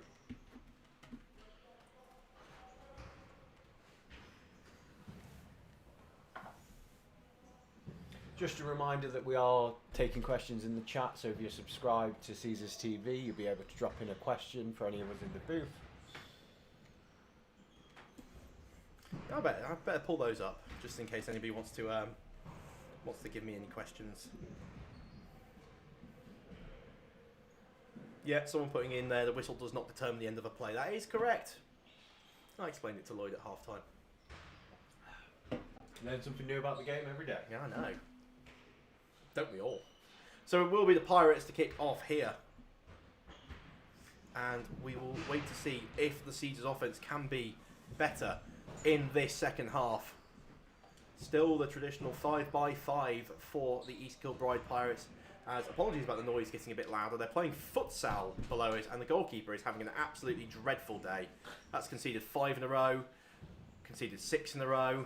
He's not having a good day, is that keeper? If he'd have just stood still, he'd have at least blocked one of them. Yeah, and it's another one of these short squib kicks that is muffed by Sam Fraser on the return, number 2. He's going to try and go through a hole there, but he will take that down to about 35. Decent starting position, at least, for the Caesars, 10 yards off halfway. Yeah, and I think the Pirates have decided that, look, we're just going to squib it across the floor, give you as little chance to get under it and return it, and then we're just going to make you play from the 30 because you're not playing well from it. Yeah, well, I heard them at half-time. They said stop kicking to 5, which, yes. Pretty good coaching point. As a very good coaching point, which means we'll have to find him a different jersey number for next week. He's going to come out in 93. Caesars offense comes to the line, 2 backs, 2 receivers to the top of the screen. 1 receiver isolated to the bottom of the screen is Elliot Knight, number 5. 4 down on the line. Extra rushes here as McGovern. It looks like he wanted to try and do the triple option and then just steps out of bounds. Would have been better throwing that away. I don't think that those running backs were going in the right way somewhat. No, it seemed like we were having both sides of a triple option going out wide instead of one person taking the dive. As McGovern is yet to come back onto the screen. Is he there? Oh, has he come back? Yeah. I was slightly worried. I was like, I hadn't seen him. He is quite skinny. You can lose him. Yeah, you can lose him behind the O-line, particularly from this angle. So that is going to be a big loss of yardage there on first down. Probably a loss of about 5. So second down here for the Caesars. Still in that 2-back. East Kilbride putting 6 men on the line with almost looking like a 7th coming in number 59. And it will be a pass out. And that is picked off again. Looks like the receivers didn't run the routes expected. And Mo Khan there, the DB, turns that over. But that's probably the Caesars' 4th, 5th turnover of the game. And that was just... I'm not sure what Liam was trying to throw to there. There was just 2 men in the box. There were 2 men covering the flat. And he just sort of launched it into one of them. Trying to get through to that last play so we can work out what on earth happened there. I wonder whether they've run the wrong play there. They both run hitches, and then the DBs just stayed underneath it, as they've done throughout the rest of the day. So Caesars' defence, again, back out onto the field. Now, they've still only allowed 1 first down all day, which is inevitably where this is going to be a first down. It is not. I thought that was going to be commentator's curse there for a second. Number 88, Fraser McDonald there. Not able to bring that in. You don't give up many first downs when all you give up are touchdowns. Yeah, well, I'll tell you something. It was an interesting one there. EKP going very quickly. Either they've got this already pre-scripted out, as it will be a handoff to Curtis Sopp, who is chopped down by Sully there, coming in as a well, we've got him in as pass rush defensive end, but he's just a menace. Just a menace. He is a weapon, basically, on the field. 3rd and long incoming for the Pirates. 3rd and probably 11, based on where the sticks are. Caesars coming out in their traditional defence. All tight across the board. We've seen a little bit of a back off now. Yeah, so there it is. Aris just signalling something to his receivers. Heavy pressure from the Caesars as Aris is going to roll out, and Aris is going to be taken out of bounds. And we'll see what the Pirates do here. Very well done by the Pirates defence there to be able to pass those routes across to each other and not leave any opening there. Really good work. Yeah, great work there from the Pirates. From the Pirates and from the Caesars. Yeah, don't worry, you scrambled both of us. So it looks like the Pirates will go for it on 4th down. It's going to be 4th and about 7. Give or take. Yeah. They must have left a long snapper or kicker on the bus somewhere. Yeah, he must have left somebody. So again, the hard count by the Pirates, either trying to draw them offside or get the defence to show what they're actually doing. And they are showing them that more generous pocket than we've seen earlier in the game. It will be a snap. It will be heavy pressure. Aris scrambling to the right. Aris throws it away. It's not going to be intentional grounding because he was outside the pocket, but that will be a turnover on downs. And yet again, Sully coming off the edge. I mean, we did say pass rush edge, and he is pass rushing as an edge. Yeah, and the Nottingham defence there, you can't ask for much else. No. You got put in a really awkward situation. You've hung tough. You've not allowed a single point to come off on the board. But you're sending your offence back on into a position on the field they have not been very good at so far today. No, I mean, it's interesting that the Caesars obviously want to establish the run here. But the Pirates are saying, no, you're going to have to pass the ball, putting 4 linemen, and basically all 3 of the linebackers. No linebacker stands that shallow. Typically, do they, Lloyd? No, we're that looking middle at that linebacker. number 59. He is not looking as comfortable as you might expect a DB to look out there. Yeah, and then might be the counter now. So after doing a lot of running inside, quick motion with Sam Fraser and then a toss to the outside. Pick up of about 5 there on first down. And that's the Caesars, on offense, their best play so far of this second half.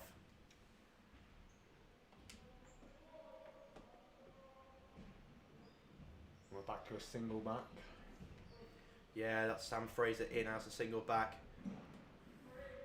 Tight end in on the line. 2 receivers to the top of the screen. It will be McGovern to drop back. McGovern under some pressure, throws, and my goodness, has Elliot Knight caught that? There we go. Elliot Knight picking up the first down on what was a ball in a really narrow window there. Yeah, that was I got you, bro. Like, they had no reason coming down with that, but got Liam out of a tough situation there. Yeah, he very much got him out of a tough situation. Defender coming in hot at McGovern, and he throws that ball up. McGovern to Knight is going to be a connection that gets shouted about a lot this season. New set of downs here from the Caesars, from the chalk of the halfway. It's Sam Fraser bouncing it to the outside. My goodness. Going to be taken down. But this is, again, what's happening over here with the line and the D-line? Well, I don't think he could get up. And then we're getting a bit of pushy. We're getting running. Yeah, I think there might have been a pancake, and then I don't think he could get up. Yes, it was a pancake, and then basically they're laid on top of each other and both trying to get up the same way. It's one of those that I think it seems like more than it actually is. But Sam Fraser with the big pickup as well, managing to duke from the inside all the way to the outside gap. Yeah, I'm not sure if that was where the run was drawn up, but he found some space and he went and got in it. Yeah. The Pirates are showing heavy on the line. It will be McGovern over the middle. It will be Sugar bobbling it and getting obliterated. 23 coming in, very close to leading with the helmet there. Yeah, they are playing very, very tight, hard over the middle of the field and really putting the pressure on any passes that Liam's had driving, breaking in here. Yeah, and I think it might be that one of the Caesars O-linemen has got a bit of cramp here. I think that's Jack Hansen. At least he's not got those outrageous blue sleeves on anymore. We won't talk about those. Jack, obviously a young lad from the University of Derby, real up and comer in the sport. Yeah, and he's now being told he's going to have to take one play off at least, even though the trainer didn't come on the field. But I guess that's what happens when you pause the game. Yeah. And sometimes I don't know these rules just as well as you would hope I do. I'm sure they change on us when we're not looking. Yeah, they do. Every time they always come out and they go, "Oh, it wasn't holding," and it was holding. So Matthew Woolman steps in here as the guard backing up Jack Hansen there. Third down and short. It will be McGovern over the middle. It will be Sugar. This is what he does so well. He's such a nifty little receiver over the middle, is Sugar. And they're just attacking that middle of field open zone. So usually you might have a route that'll attack straight if it's a cover 3 look, break inside if it's a cover 2, get into that open space. And they're just popping it inside. Yeah, they are indeed. That's a big, big pickup there, making McGovern more confident as well, which is when you've thrown 2 picks on the day. He's thrown 2 or 3. Thrown 2. I think he's thrown 2 picks. 2 picks and a fumbly. The fumble thing, which I think it was fair enough. I think it was a fumble. And I think you put that on the QB the same way you would an interception. Yeah, you hope he would probably tuck that down. But here we are, handoff up the inside, but bounces it to the outside. Tries the spin move. Gain of a half yard there. Who was on the carry? Was it Welly T? Trying to see the number. Might have been Christian Pole, number 3. Yeah, I think it was Pole, number 3. As we see, that looks like David Morris, 84, coming into the game here. nifty running back out of NTU is David Morris, and he's playing a bit of a slot and receiver as well as he has done at NTU. Oh, look at this. 2 backs in the backfield, Lloyd. But look at the amount of pressure. Broke, don't fix it. Look at the amount of pressure that EKP are putting on the Caesars line. It will be a handoff up the middle, and it will be taken down. Welly T with nowhere to go there on that play. No, and you do think on that one, yes, your read man hasn't gone where you want him to, but do you try and force that out because you know you've got 6 men driving in the box? Well, this is it. EKP are very clearly saying, we're just going to stack the box for the rest of the day. If you want to beat us with a pass. And we've seen they can do that. These RPOs, Mark Martin, Sugar, Elliot Knight across the middle, they've been doing very well when they want to throw them. I am enjoying the fact that they're putting two DBs on Elliot Knight as a bracket, which is... It's a sensible decision. It's a very sensible decision to do, yeah. Will EKP bring pressure? They will. Extra rusher.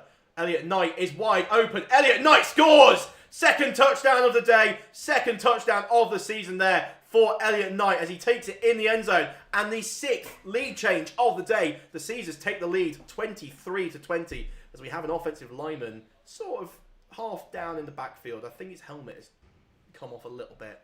Not sure quite what happened there. Two DBs in the area, both sort of looking at each other by...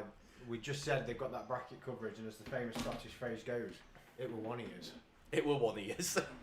Like, I've just worked out what you were referencing there as well, and I've worked out why you couldn't quite reference it. So here we are, PAT to come. As we wait and see. For the person who's asking, is it Lloyd and Simon? It is Lloyd and Simon on the commentary. Although this is the only game I think I can commentate. I'm not around for Titans at home. 30th of May, 12 o'clock kickoff. Are you having commentary for Loughborough? I'm trying to hire a cherry picker. Oh, okay. Snap back, hold down, kick away, kick. I think we will wait, but we will see that it is good. The Nottingham Caesars leads 24-20. So if there is anybody in the chat with a cherry picker who would like to get in touch with Simon, please leave your details in the YouTube stream. No, I might be able to get cherry picker for free for a day. Oh, very nice.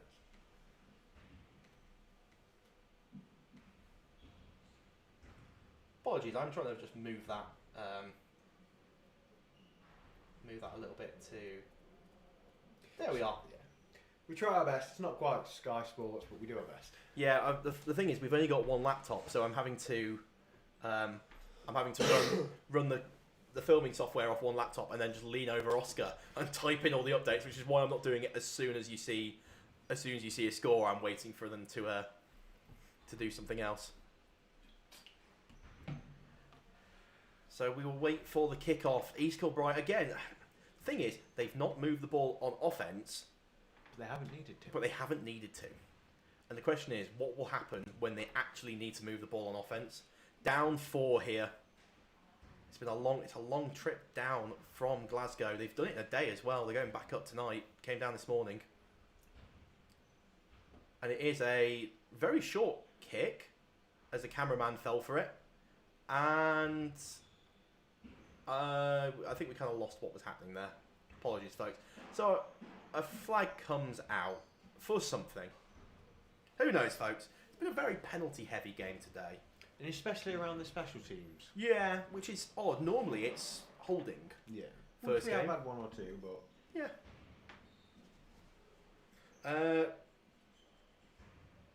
It's going to be Manchester 46, Merseyside 0 full-time in your other Premiership North game that's going on today.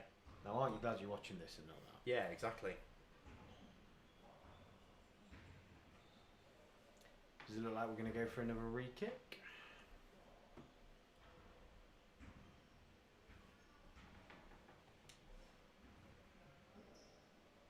No, I think the offense is coming on from there.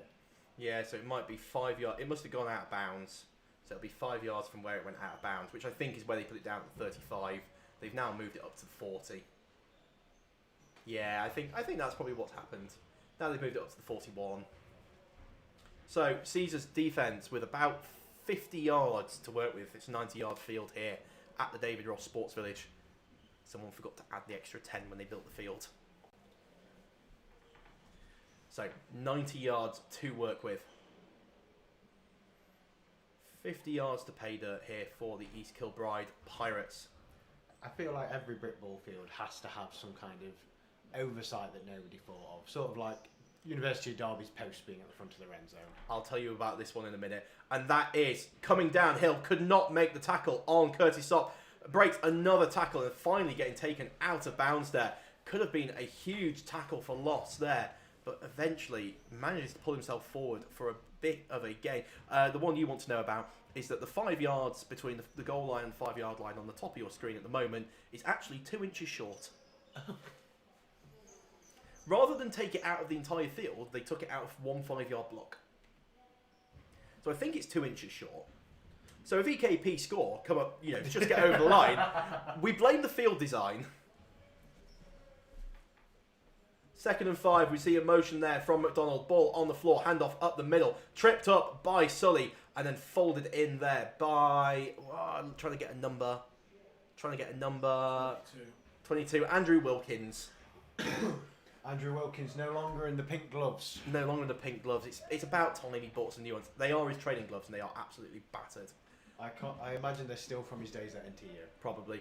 3rd and 4, 3rd and 5. Pressure. Throw to McDonald. And McDonald taken out of bounds there. Good gun tackling by the Nottingham Caesars defence there. Yeah, I don't think the East Kilbride Pirates coaching staff were happy about Wilkins coming in late. But I think technically he wasn't down. No, remember the whistle doesn't mean anything. Yeah, you've got... If it looks like he's lying, you've got to hear it like it's Yeah, lying. exactly. So that is the second first down of the day for the East Kilbride Pirates. They are moving the ball now on offence. Nice little pass game they've got with Aris. They throw it inside McDonald. He is a very sure-handed receiver, the captain here for EKP. He's been around this team for at least several years, I recognise the name. Pickup of about 7 on the play.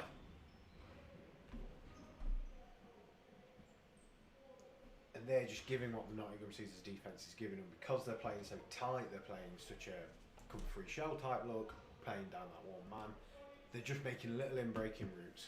Oh, that is a huge tackle in the backfield. Curtis Sopp, nowhere to go. Henry Scanlon, Dami Akinlua, Andrew Wilkins, and Curtis Holmes with the 4 burgundy jerseys in the backfield.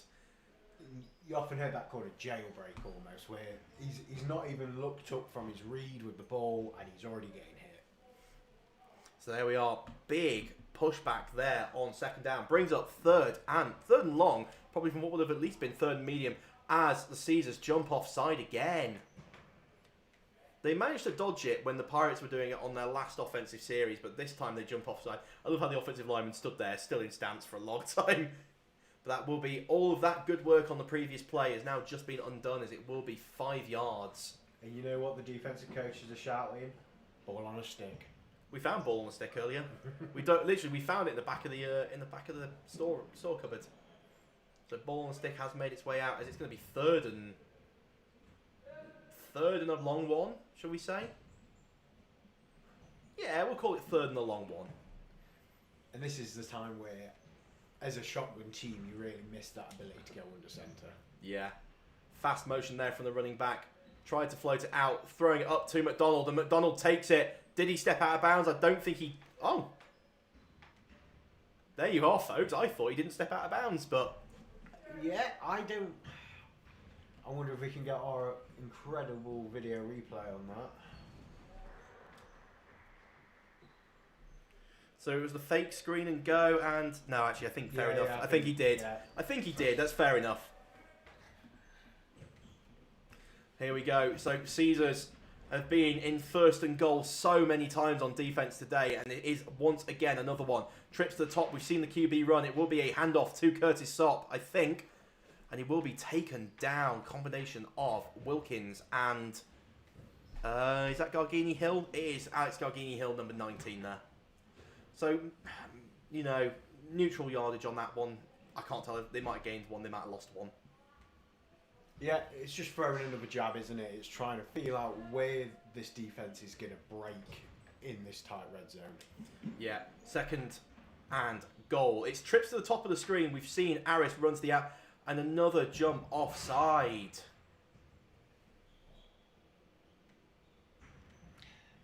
If you know they're going to play with their cadence, you've just got to slow down a little bit. Yeah. I know this defence has really got some really got some miles from that aggressive pass rush. But if you know they're going to do this in this tight zone where you can't afford it, you've got to be a bit more.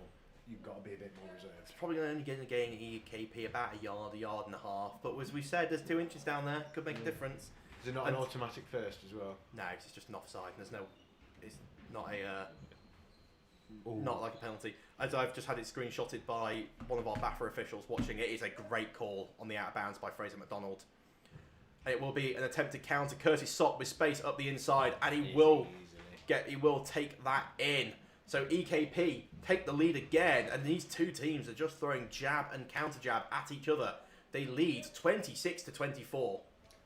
And if you think you saw that man's foot going out of bounds where we completely lost it, you should look at the Zebras, because I think they're still recruiting for new members, aren't they? They're always recruiting for new members. I mean, we're fortunate to have a 5-man crew here, but I know there are games in Division 1 not being covered this week. So if you want to sign up, like Phil McGovern, one of our coaches has signed up as a BAFA official. So he's now referee Phil in the chat. EKP going 4-2, snap back, throwing inside to McDonald, incomplete. Now that could be a big play, because now a field goal will put the Caesars in the lead.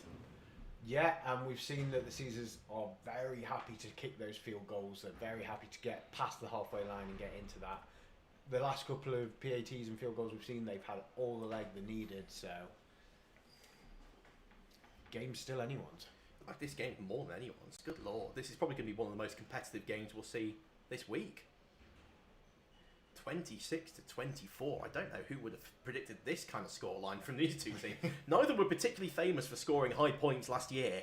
No, did we finish last year about 10-0 at first game of the year, was it? There was the game at Knicks that was 10-6. Oh, yeah. Where there was an officiating call at the end, which meant Caesars didn't have like a couple of Hail Marys to go for the win. What can you say? But it will be EKP to kick off. Will we see another one of these sort of squib kicks, trying to keep it away from the really dangerous returners of the Caesars, leading by 2 points. Also, a big deep pocket in this. You might see the onside start to come on soon, especially as the game whittles down. It is going to be a sort of half shorter kick. It will be fielded by Sam Fraser, who bobbles it. He's going to try and make something happen, and going to be taken down by the Pirates at about 32-33 yard line. Still a positive return. I know we're expecting to see far more explosive from him, but you still get yourself on track there.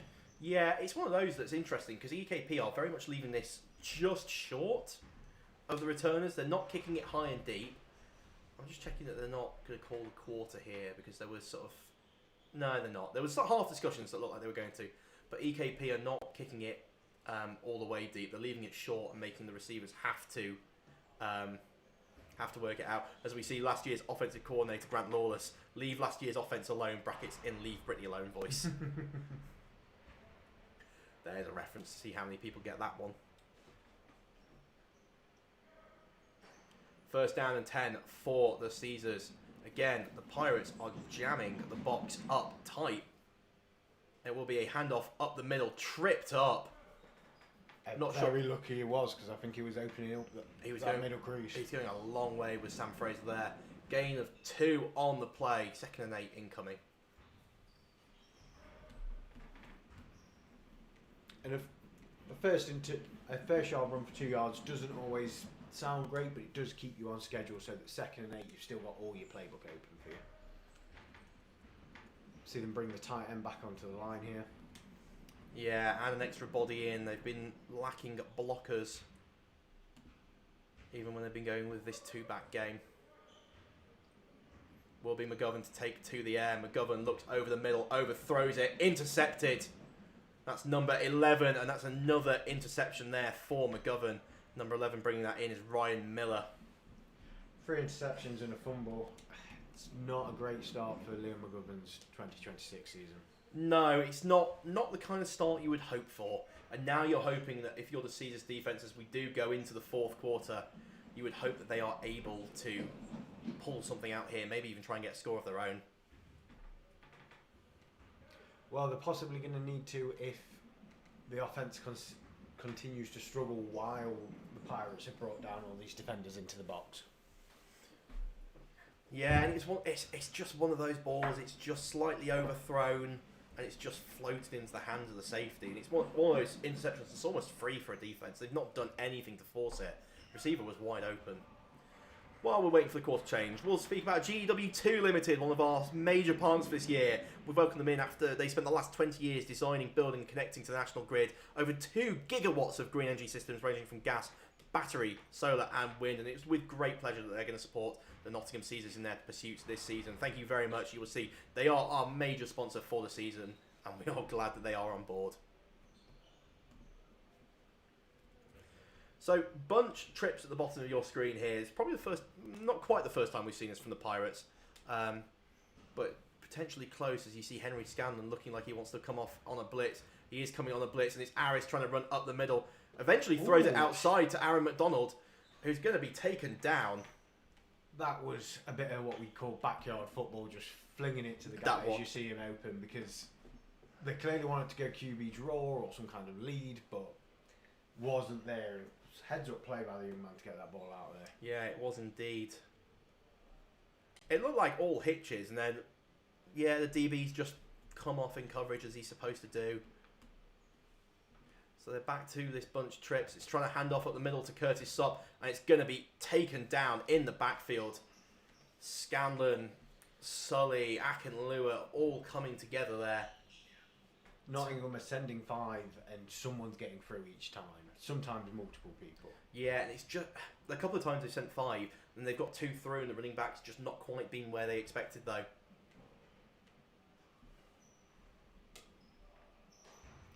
Motion across from the running back as the Pirates look to the sideline. Oh, almost intercepted. Throwing the hitch short and almost picked off. Sully was in a bit of an odd position for a defensive end. Someone might have to do some film study. I think we're going to be on 3rd down here. Looks like it. Yeah, 3rd and 11, 3rd and 12 here for the Pirates.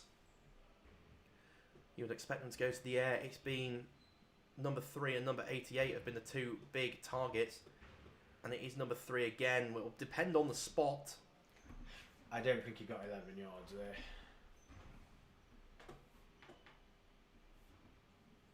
No, but they're going to bring up 4th down. I would not be shocked to see the Pirates go for it.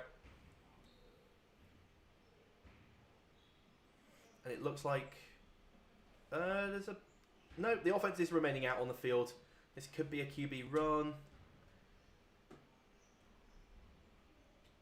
Yeah, it could be a Q run. It could be just a run up the inside.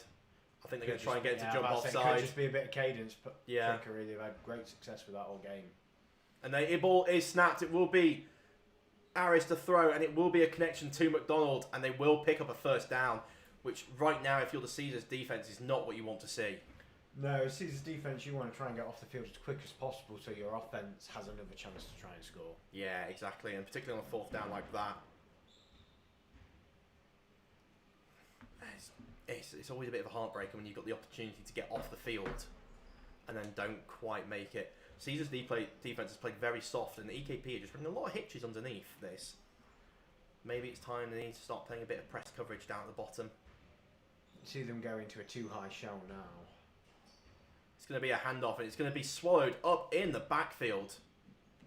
And that was just, again, instant penetration through that O-line. A great play there. I think it's Karim Handy, number 93 there, was the first to come straight through. So 2nd down and 13-ish? Yeah, 13-ish is probably a fair yardage here. It's been Aris through the air that has done more damage than on the ground. And it will be Aris to go to the air again, and it will be a hitch again to number 3, Aaron McDonald. He's probably picked up a good 30 or 40 yards just on hitches. He's hitched his way up and down this field at the moment, hasn't he? Yeah, you're looking at the defense thinking they probably need to play some tighter coverage, although we have seen them run the sort of hitch and goes as well, which is how Fraser McDonald took that long one down the side where he got correctly ruled out. That was a really good spot by the official, to be fair. Neither of us saw it. So 3rd and 4 incoming. Pressure sent by the Caesars. Heavy pressure. QB hit as he throws. Overthrown there. But again, McDonald was wide open. Yeah, DB seemed to jam him a little bit and then lose him on the way down, but as long as it's before the ball's thrown, perfectly legal. Yeah, perfectly legal and within 5 yards. So 4th down for the Pirates. Caesars couldn't get a turnover on the last set of downs. What can they do on this one? It's that bunch look to the bottom of the screen. Last time we saw it, they ran all hitches out of it. Pressure off the side. Aris is going to be taken down. It will be. Ball is out. So the Caesars fall on it, and whether it depends, they're going to get the ball either way, but will they get marked a good 5 yards further up the field or not? Yeah. You see everyone jumping around, obviously, it's turnover on downs anyway. Still a turnover, so they're going to mark him at the spot where he fumbled the ball. Yeah, assuming it was if it was a fumble, obviously it wasn't. But there we are, as you see the shadows start to get long. 2 points in it. Caesars knowing that they only have to get within a field goal range to take the lead here with a successful field goal. For anyone asking for a time check, sorry. Oh, it's Rob Hardwick in the chat. Rob, no idea, I'm afraid. Hope the new business is going well. Yeah, shout out to Rob Hardwick and his gaming. It's called the Armoury up in Mansfield, I believe. Yeah. Yep. Shout out that. It's always good to see our old boys doing well. Yep. Tight end on the line. It's basically quads flow to the top of the field as McGovern looks over the middle and Sugar getting lit up, but still that bloke has taken at least 3 or 4 shots like that today, and each time it's just popped back up and gone, yeah, sure, whatever. Yeah, he's going to have a sore day at work tomorrow if he's... Well, he's fortunately a uni student. Oh, he'll be fine. He'll not wait He'll be he'll be perfectly fine. Yeah, one of the University of Nottingham gold players we've had come over this year. Now Caesars reciprocate that bunch trip to the top of the screen that the Pirates have shown throughout the last drive. And they're really spreading it out wide. Short toss to the outside. Sam Fraser with a lot of space to go. Sam Fraser, if he gets a block, can go. And he's still going. Thrown down, but not after a pickup of about 20 to 25 yards there.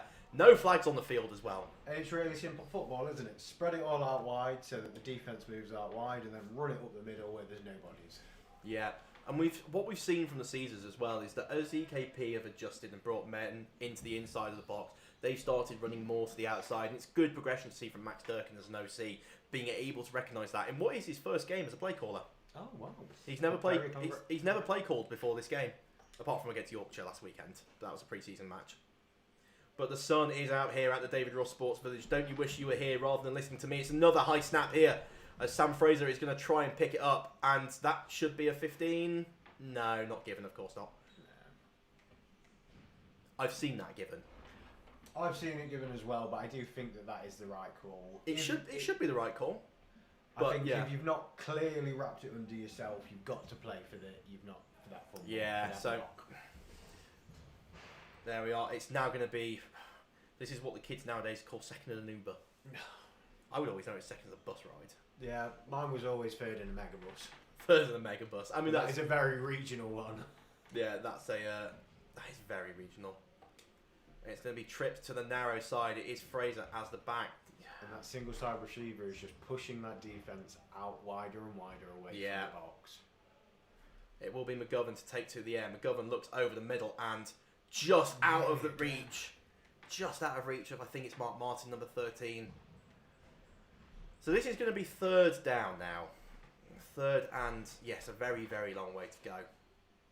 Do you just run it to your kicker's favourite hash and see what he can do?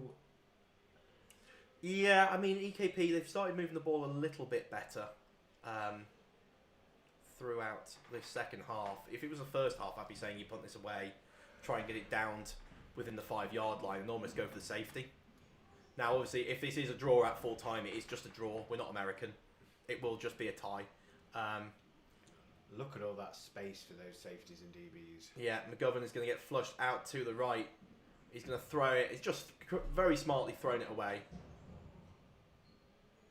I think that's the difference between the two quarterbacks there. Liam McGovern has just rolled himself out, thrown it, whereas we might have seen Aries try and, with his increased speed, try and take that himself. And it's just a dynamic extra to their game. It is indeed, as it will be. Fourth down here. So it looks like the Caesars kicking unit is on the field. Number 11, Will Morgan, out as punter. You can't not suggest the idea that a fake might happen, although I find it very unlikely. Yeah, and although we're in the fourth quarter and stuff and you are down, it's still always sensible to put your defence in a good position. Maybe if this... Oh. Snap Now we've just is gone to back. 3 personal protectors. It is a good punt. Will it take a Caesar's bounce? It will. Keeps rolling inside the 20. So Pirates will take over inside their own 20-yard line. Up 2 points in the fourth quarter. No idea on the time we've got left, I'm afraid. Third in a flexibus. Third in the flexibus.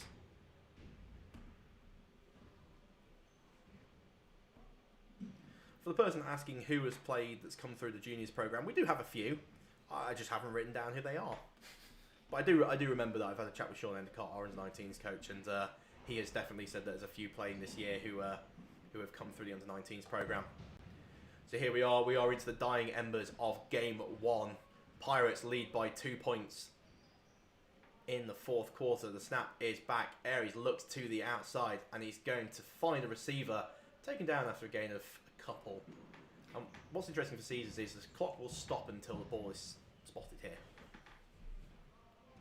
Yeah, and it is really interesting for the Caesars. How are they going to work with this? Because for the Pirates, they want to keep everything on the ground, or little passes like that keep the clock running. Caesars are going to defensively want to be getting sacks, get that ball back and give their offense a good opportunity. Yeah, and it's the pass defense that has let them down today. The run defense has been stellar, to be honest.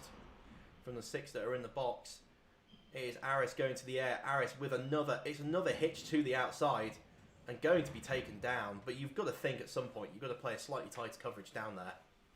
Though third and we'll wait for the spot. 3rd and 6. Would you say that's not quite halfway yet? Yeah, 3rd and 6. I thought you got further than that. And we see that bunch again, which we've seen a lot, but then they've thrown it at the single side receiver. We see the swing out. Will it be the... Yeah, Aris wanted to throw it out there, but has got huge running room. Picks up the first down and more there. That's great improvisational play there from Aris. I think he wanted to throw the swing out. Someone had tried to jump the swing route.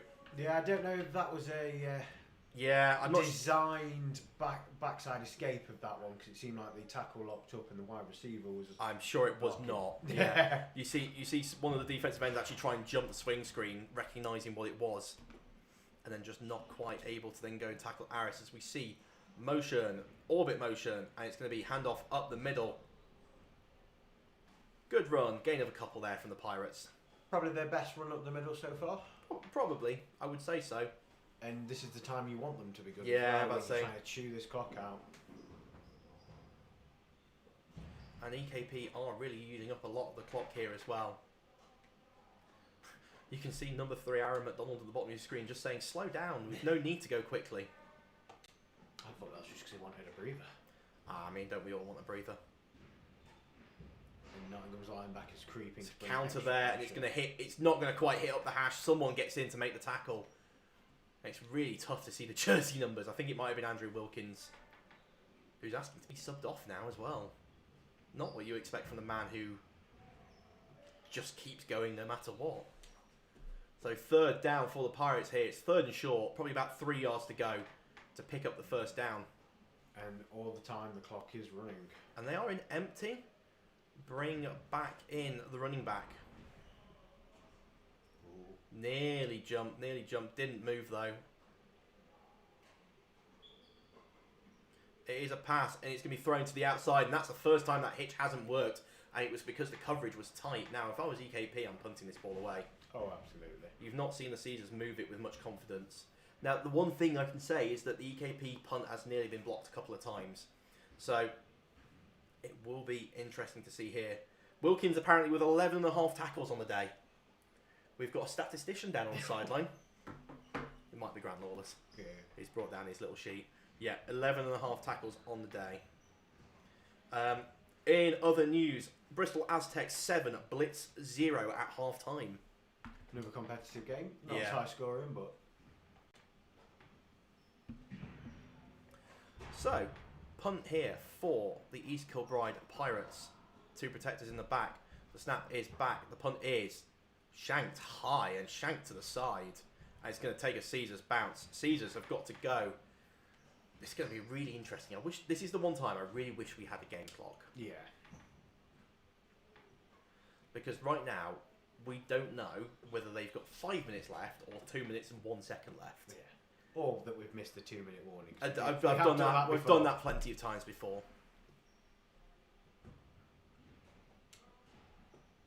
But this is the joy of a Brick Ball live stream. Yeah.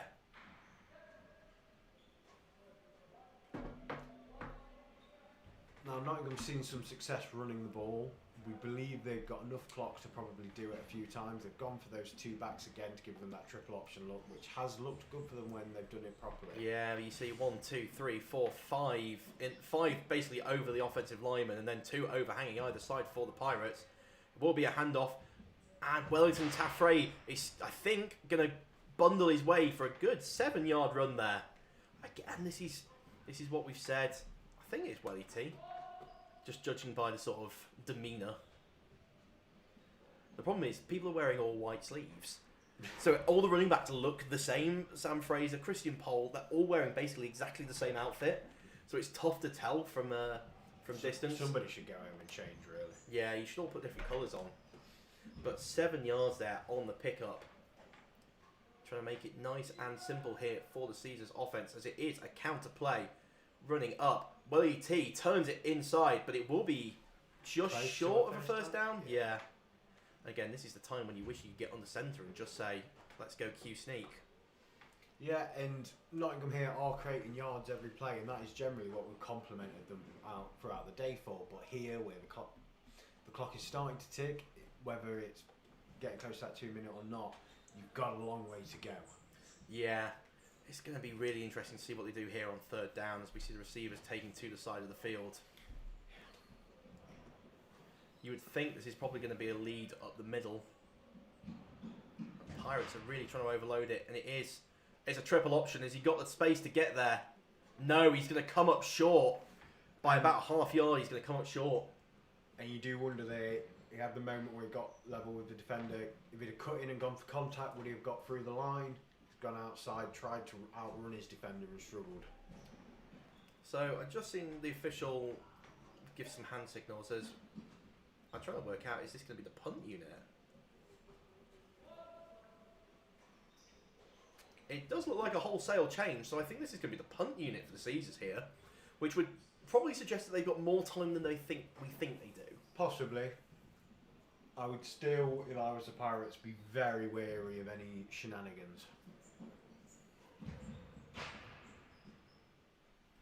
As one more runs on late. Well, we know the long snapper thinks it's a normal play. Yeah. Because he's meant to be snapping to an up back, no one's told him. Yeah, looks like Callum Tinson was the one running on late. I don't think he actually starts on punt, so it makes me think that and the punt is away. It is going to be it's going to take a Pirates bounce, honestly, with how it's set up. So Caesar's defense are really going to have to try and make a turnover here. Yeah, they've been the star of the show for Nottingham all day, and they really need to shine here because the offense is just not giving you that extra juice. No, and 24 points. You would think normally, okay, we're pretty comfortable here, but conceding 26, I know a lot of it has come from the turnovers, which then basically put the Pirates straight into the red zone. Yeah, I think yards for points, the Pirates are probably looking at a very efficient. They are. It's can the Caesars stop these hitches, the short little routes, while also being able to defend against the run game. So we see a counter come here, and nowhere to go in the backfield there. Although somehow he has had somewhere to go. Manages to break out of that. I don't know how. I think it was just a missed tackle there. A lot of hard work on that young man's plate to get back to the line of scrimmage. Well, more than that, he's picked up 4 yards, and what should have been a wow. 4-yard loss.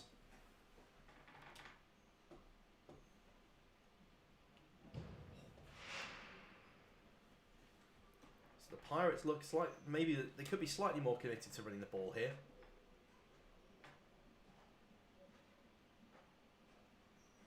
Little signal there from Aris out to his receiver in the slot.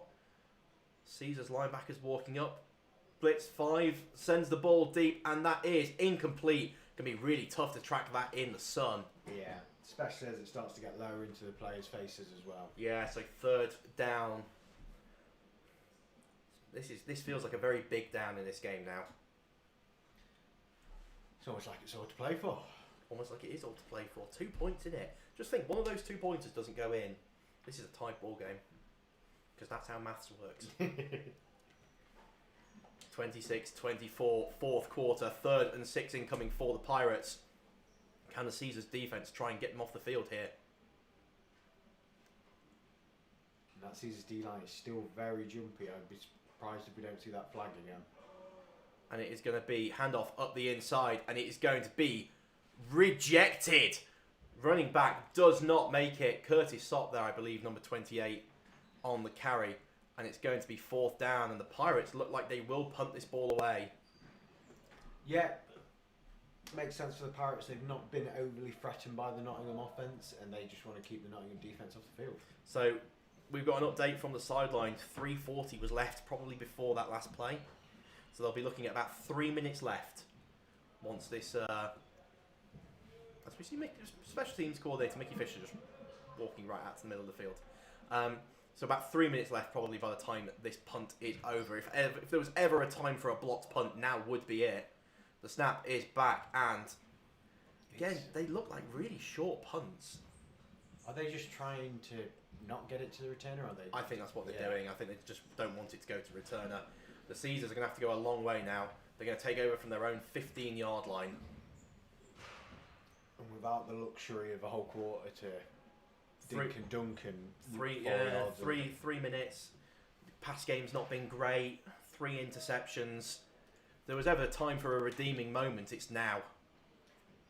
Yeah, but I still think you want to ride what's working for you. Do you keep those runs in that welly tee offense, getting Sam Fraser out on those space runs? Yeah, we will see what they come out in. It looks like it is going to be that 2-back formation. Mark Martin, the tight end, lines up as a split end in the slot. Timothy Barima, number 81, out on the edge. And receiver, I can't quite tell who that is. I think that might be Reynes at the top of the screen. Pirates putting basically every defender they've got that's not defending the pass straight in the box. Will be a handoff to what looks like Welly T. Makes one man miss. Barrels through some contact. Pick up a first down there. And you would hope the Caesars might want to try and go a little bit into a hurry up here. Doesn't seem to be a lot of urgency from the players at the moment. No, well, I guess they know that a field goal wins them the game if they can get to that point. They've done well with the PATs, which I appreciate are much closer. So they're going to try. They're going to get a snap off before the 2-minute warning, we would suggest here. Might even get a second. 1st and 10. 2 to the top, 1 to the bottom, 2 in the backfield. Going to be handoff again. Willie T managing to make a man miss, makes a second man miss. Brought down, little swipe at the face cage there by the EKP defender. And even falling forward for those extra yards. And that's it, isn't it? He's managing to convert these yardages from 2-yard gains to 4-yard gains. I think we might... I thought someone was signalling a 2-minute warning. We are now, I believe, signalling the 2-minute warning. As we see Welly T get subbed out here for, I think, Christian Pole. Swap one power back for another power back. Some people, we've got our statistician in the comments, we think that's 100 yards on the day for Welly T. Would not surprise me. No, He's looked phenomenal. He's looked absolutely great today. This offensive line as well has looked really good. Particularly in the run game, they've looked great. It is going to be handoff to Sam Fraser, and Sam Fraser has got a bit of a crease. Sam Fraser has been taken down, taking that up, and as we... Oh God. Okay. Yeah. Get rid of that. Get rid of that. That's not good. I think we're going to be here a while, folks. By the way that was, signalled. We're just going to mute the mic for a minute and try and work out quite what's going on.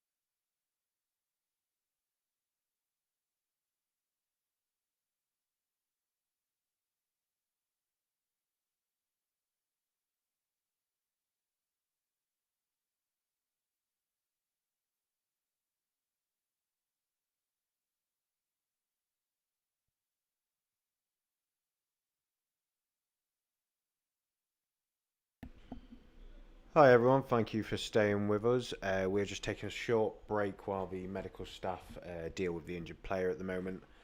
Simon has gone down to the field to be with the team at this second, so if we do restart, it will just be my sultry tones you get for the final quarter.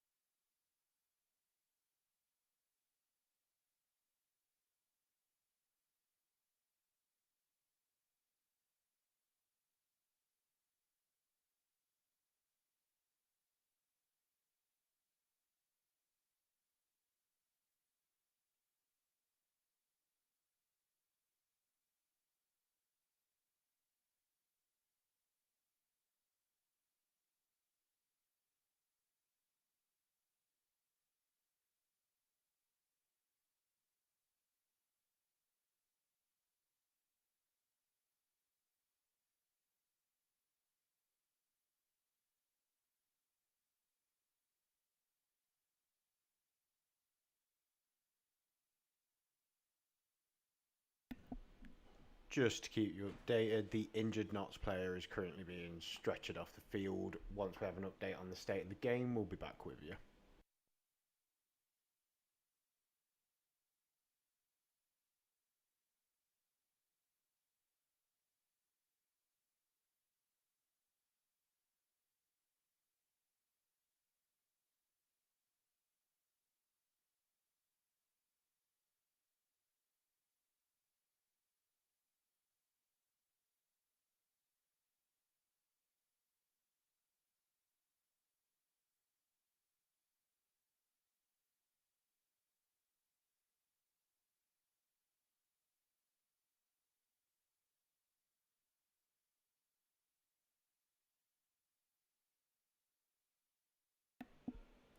Okay, and we are back, and it looks like both teams are just warming up after the delay in play. Just a few things to inform you of. As Simon has left the booth to go deal with the situation, we won't be able to update the score anymore. So we will just have to remember, and it will just be me on commentary, so you will get Lloyd ASMR for the rest of the game.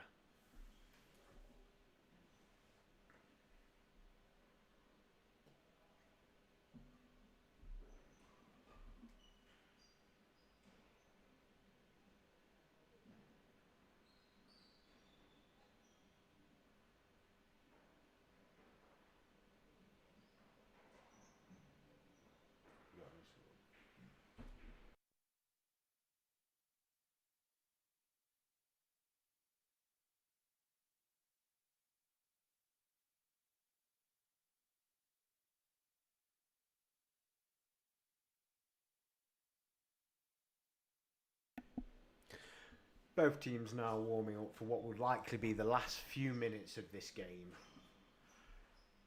As we were saying, all to play for with only 2 points in it, so a safety or a field goal can really change the outlook of this game. As Simon said earlier, if we do for any reason end up with a draw, there's no overtime in the UK until you get to playoffs, so we will end on a draw if we get one.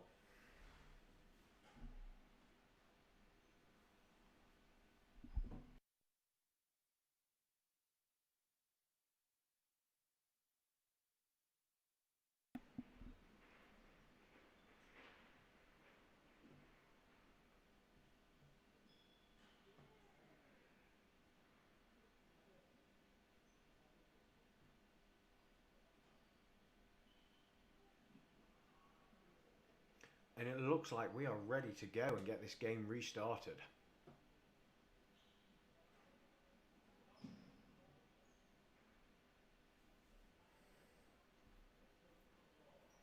The Caesars O-line looked to be a little reshuffled following the injury. Number 63 coming in. We're not sure who that is because Simon's took the sheets with him. But yeah, this two-back formation that we've seen Nottingham have great success with so far, and the Pirates jamming up the line.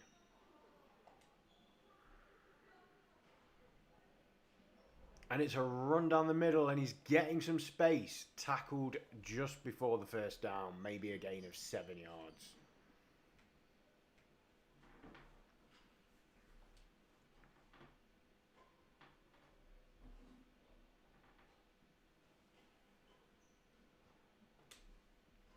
Again, it looks like a tight end, possibly Mark Martin, flexing out into a split end.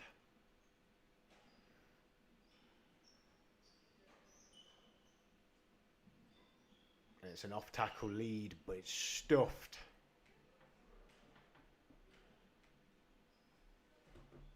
Timeout called by Nottingham. Nottingham taking the time out not only to preserve the clock but also to look at what this key down will mean for them. It's always really hard coming off the bench, coming off of an injury timeout to find your momentum again. But Nottingham need to find something here that can get them down the field. Pirates looking happy to stay in that cover 2, cover 4 shell and keep everybody else more or less at the line of scrimmage, really inviting them to throw over the middle and let Liam put himself in a bad situation.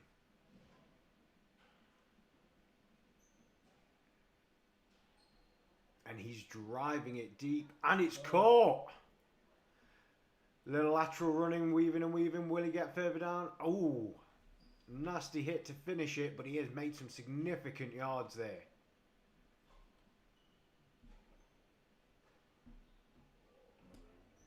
Timeout called again. We're going to assume by Nottingham. Yes, indeed. I think it's referee's time, maybe. Or it may be referee's timeout. I've not seen him point it himself. He seems to be drawing in his book, which usually means one of the teams taking it.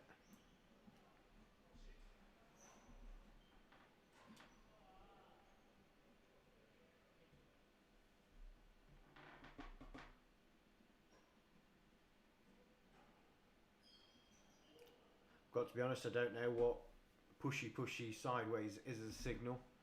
If our dear BAFA colleague would like to put in the chat what he's signalling there, that'd be great.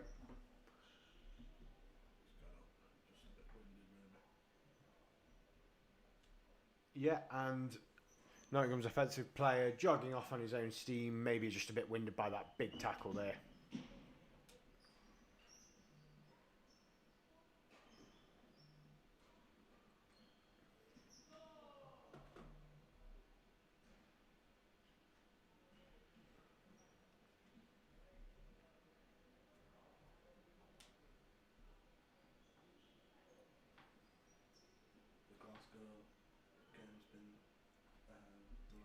Nottingham coming out again with two backs, two wide receivers, or a wide receiver and a tight end to the shallow side with only a single wide receiver on the wide side.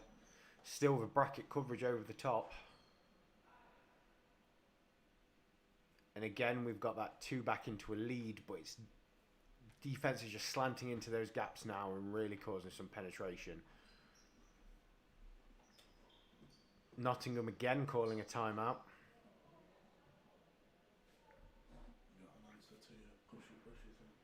Oh, that's a sideline warning. Thank you very much, Stuart.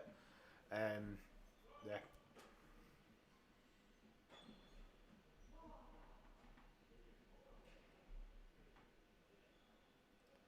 Now we could just pan the camera to see the down marker.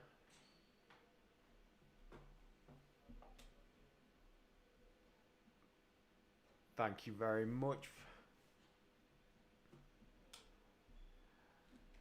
Second and 10, two back.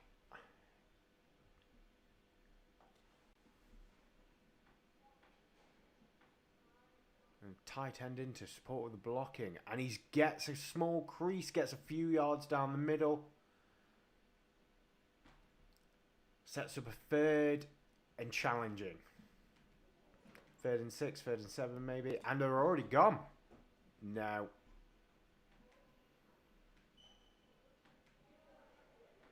A little bit of confusion on what's happening here. Nottingham seeming to send out their kicking unit here. A field goal will put them in the lead and put all the pressure on the Pirates to come back swinging.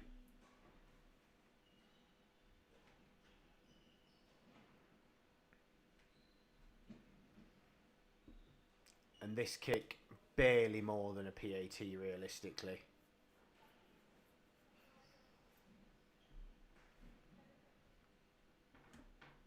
No one playing safe on the Pirates defence. And there's the timeout to ice the kicker, I believe. Can't see the referee because of the scorebug, so I can't see what he's signalling. But he seems to be jotting something down, so I assume timeout.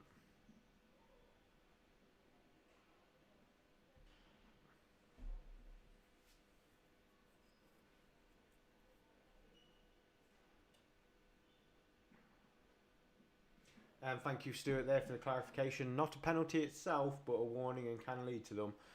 Hopefully both sidelines can stay on their best behaviour for the rest of the remaining time.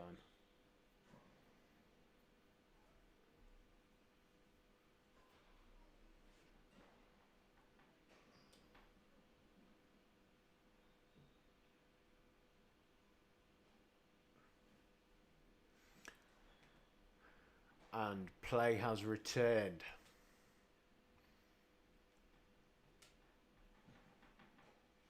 Just shy of a 20-yard field goal.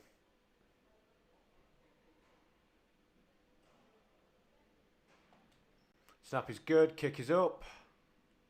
And we wait for the signal, but it is good. And that gives us our 7th or so lead change of this game. 27-26. We don't know how to update that on the scorebook now that Simon's left, so please just imagine it says 27.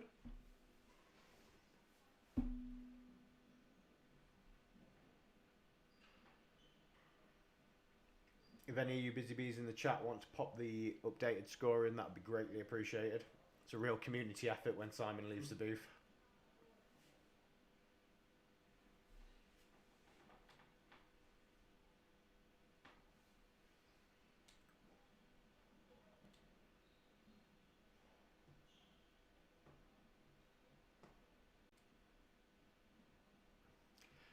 Now, Nottingham prepared to kick off for what will be the last short section of the game. As we said in the first half, we don't actually have any information on how much time is left in the game unless we get an update from the sideline in the chat. But we expect here that Nottingham are going to want to force the Pirates to play offence, which they haven't had to do a lot of offence for their points today. They've been the beneficiaries of some real good field position.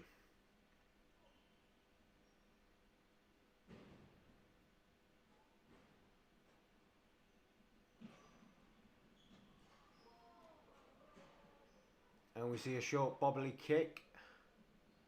Some blocks setting up, but he's going to try and twist it outside, and it's just a sea of maroon jerseys.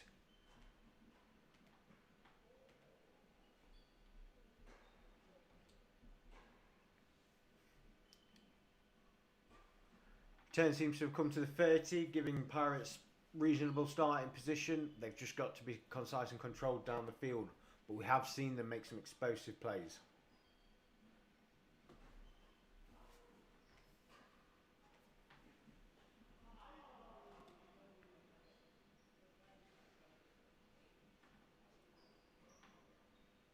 Nottingham rushing only 4.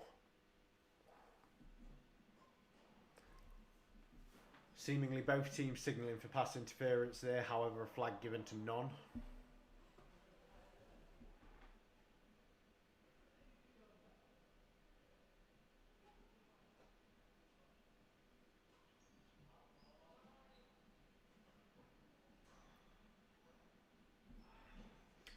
The Nottingham defence for the first time today giving an awful lot of cushion to these Pirates receivers, which we've seen them cut the Nottingham defence up with those hooks and curl routes.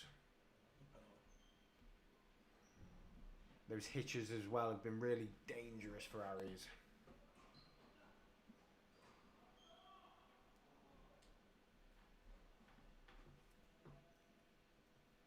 Trips bunch to the bottom side of the field here.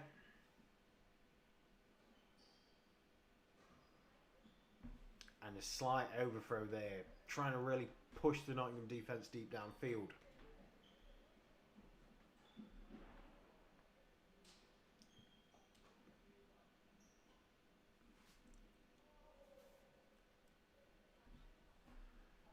No, they got a first with a penalty. Yeah. They had a penalty. I think it's Second and long here, we see that bunch formation again.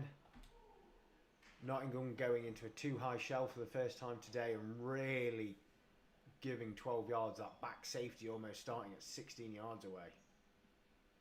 Little toss out to the left. Enough to get half of it back, maybe set up a third and manageable.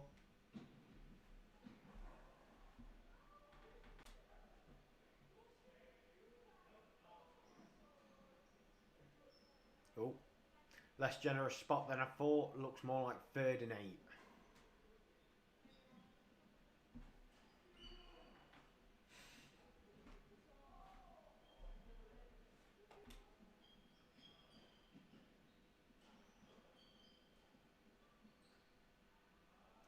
Nottingham with 3 deep safeties at this point. Rolling out in the pocket. Rolling out. ID downfield.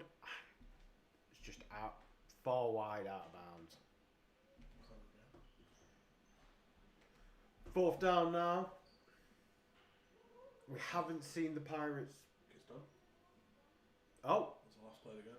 that seems to have been the last play of the game that we weren't aware of. So that will be 27-26 to the Nottingham Caesars. The Pirates come close, but not all the way. Thank you very much for watching with us today. We will post an update about our injured player when we get some more information and have discussed it with him. Thank you so much for watching us today, and thank you for dealing with my sultry tones on a solo broadcast to finish the game off. We've not got our final sponsor placement of the that Simon had, so shout out to Performance Stretch and the recovery services over there. Very much needed for some of the players today, especially some of those defensive linemen that have really had a great day in penetration, and indeed Welly T, running back, who's had a great day racking up those yards. Welly T can't do it though without his offensive line, and I think from the Pirates side, the young man at quarterback Harry is really showing what he can do for this team and potentially the future of Scottish football. We're going to leave it here, gentlemen. We'll leave the screen on the field. Ladies and gentlemen, we'll leave the screen on the field, and we'll hope to chat to you soon. We'll catch you back for the next game. Bye-bye.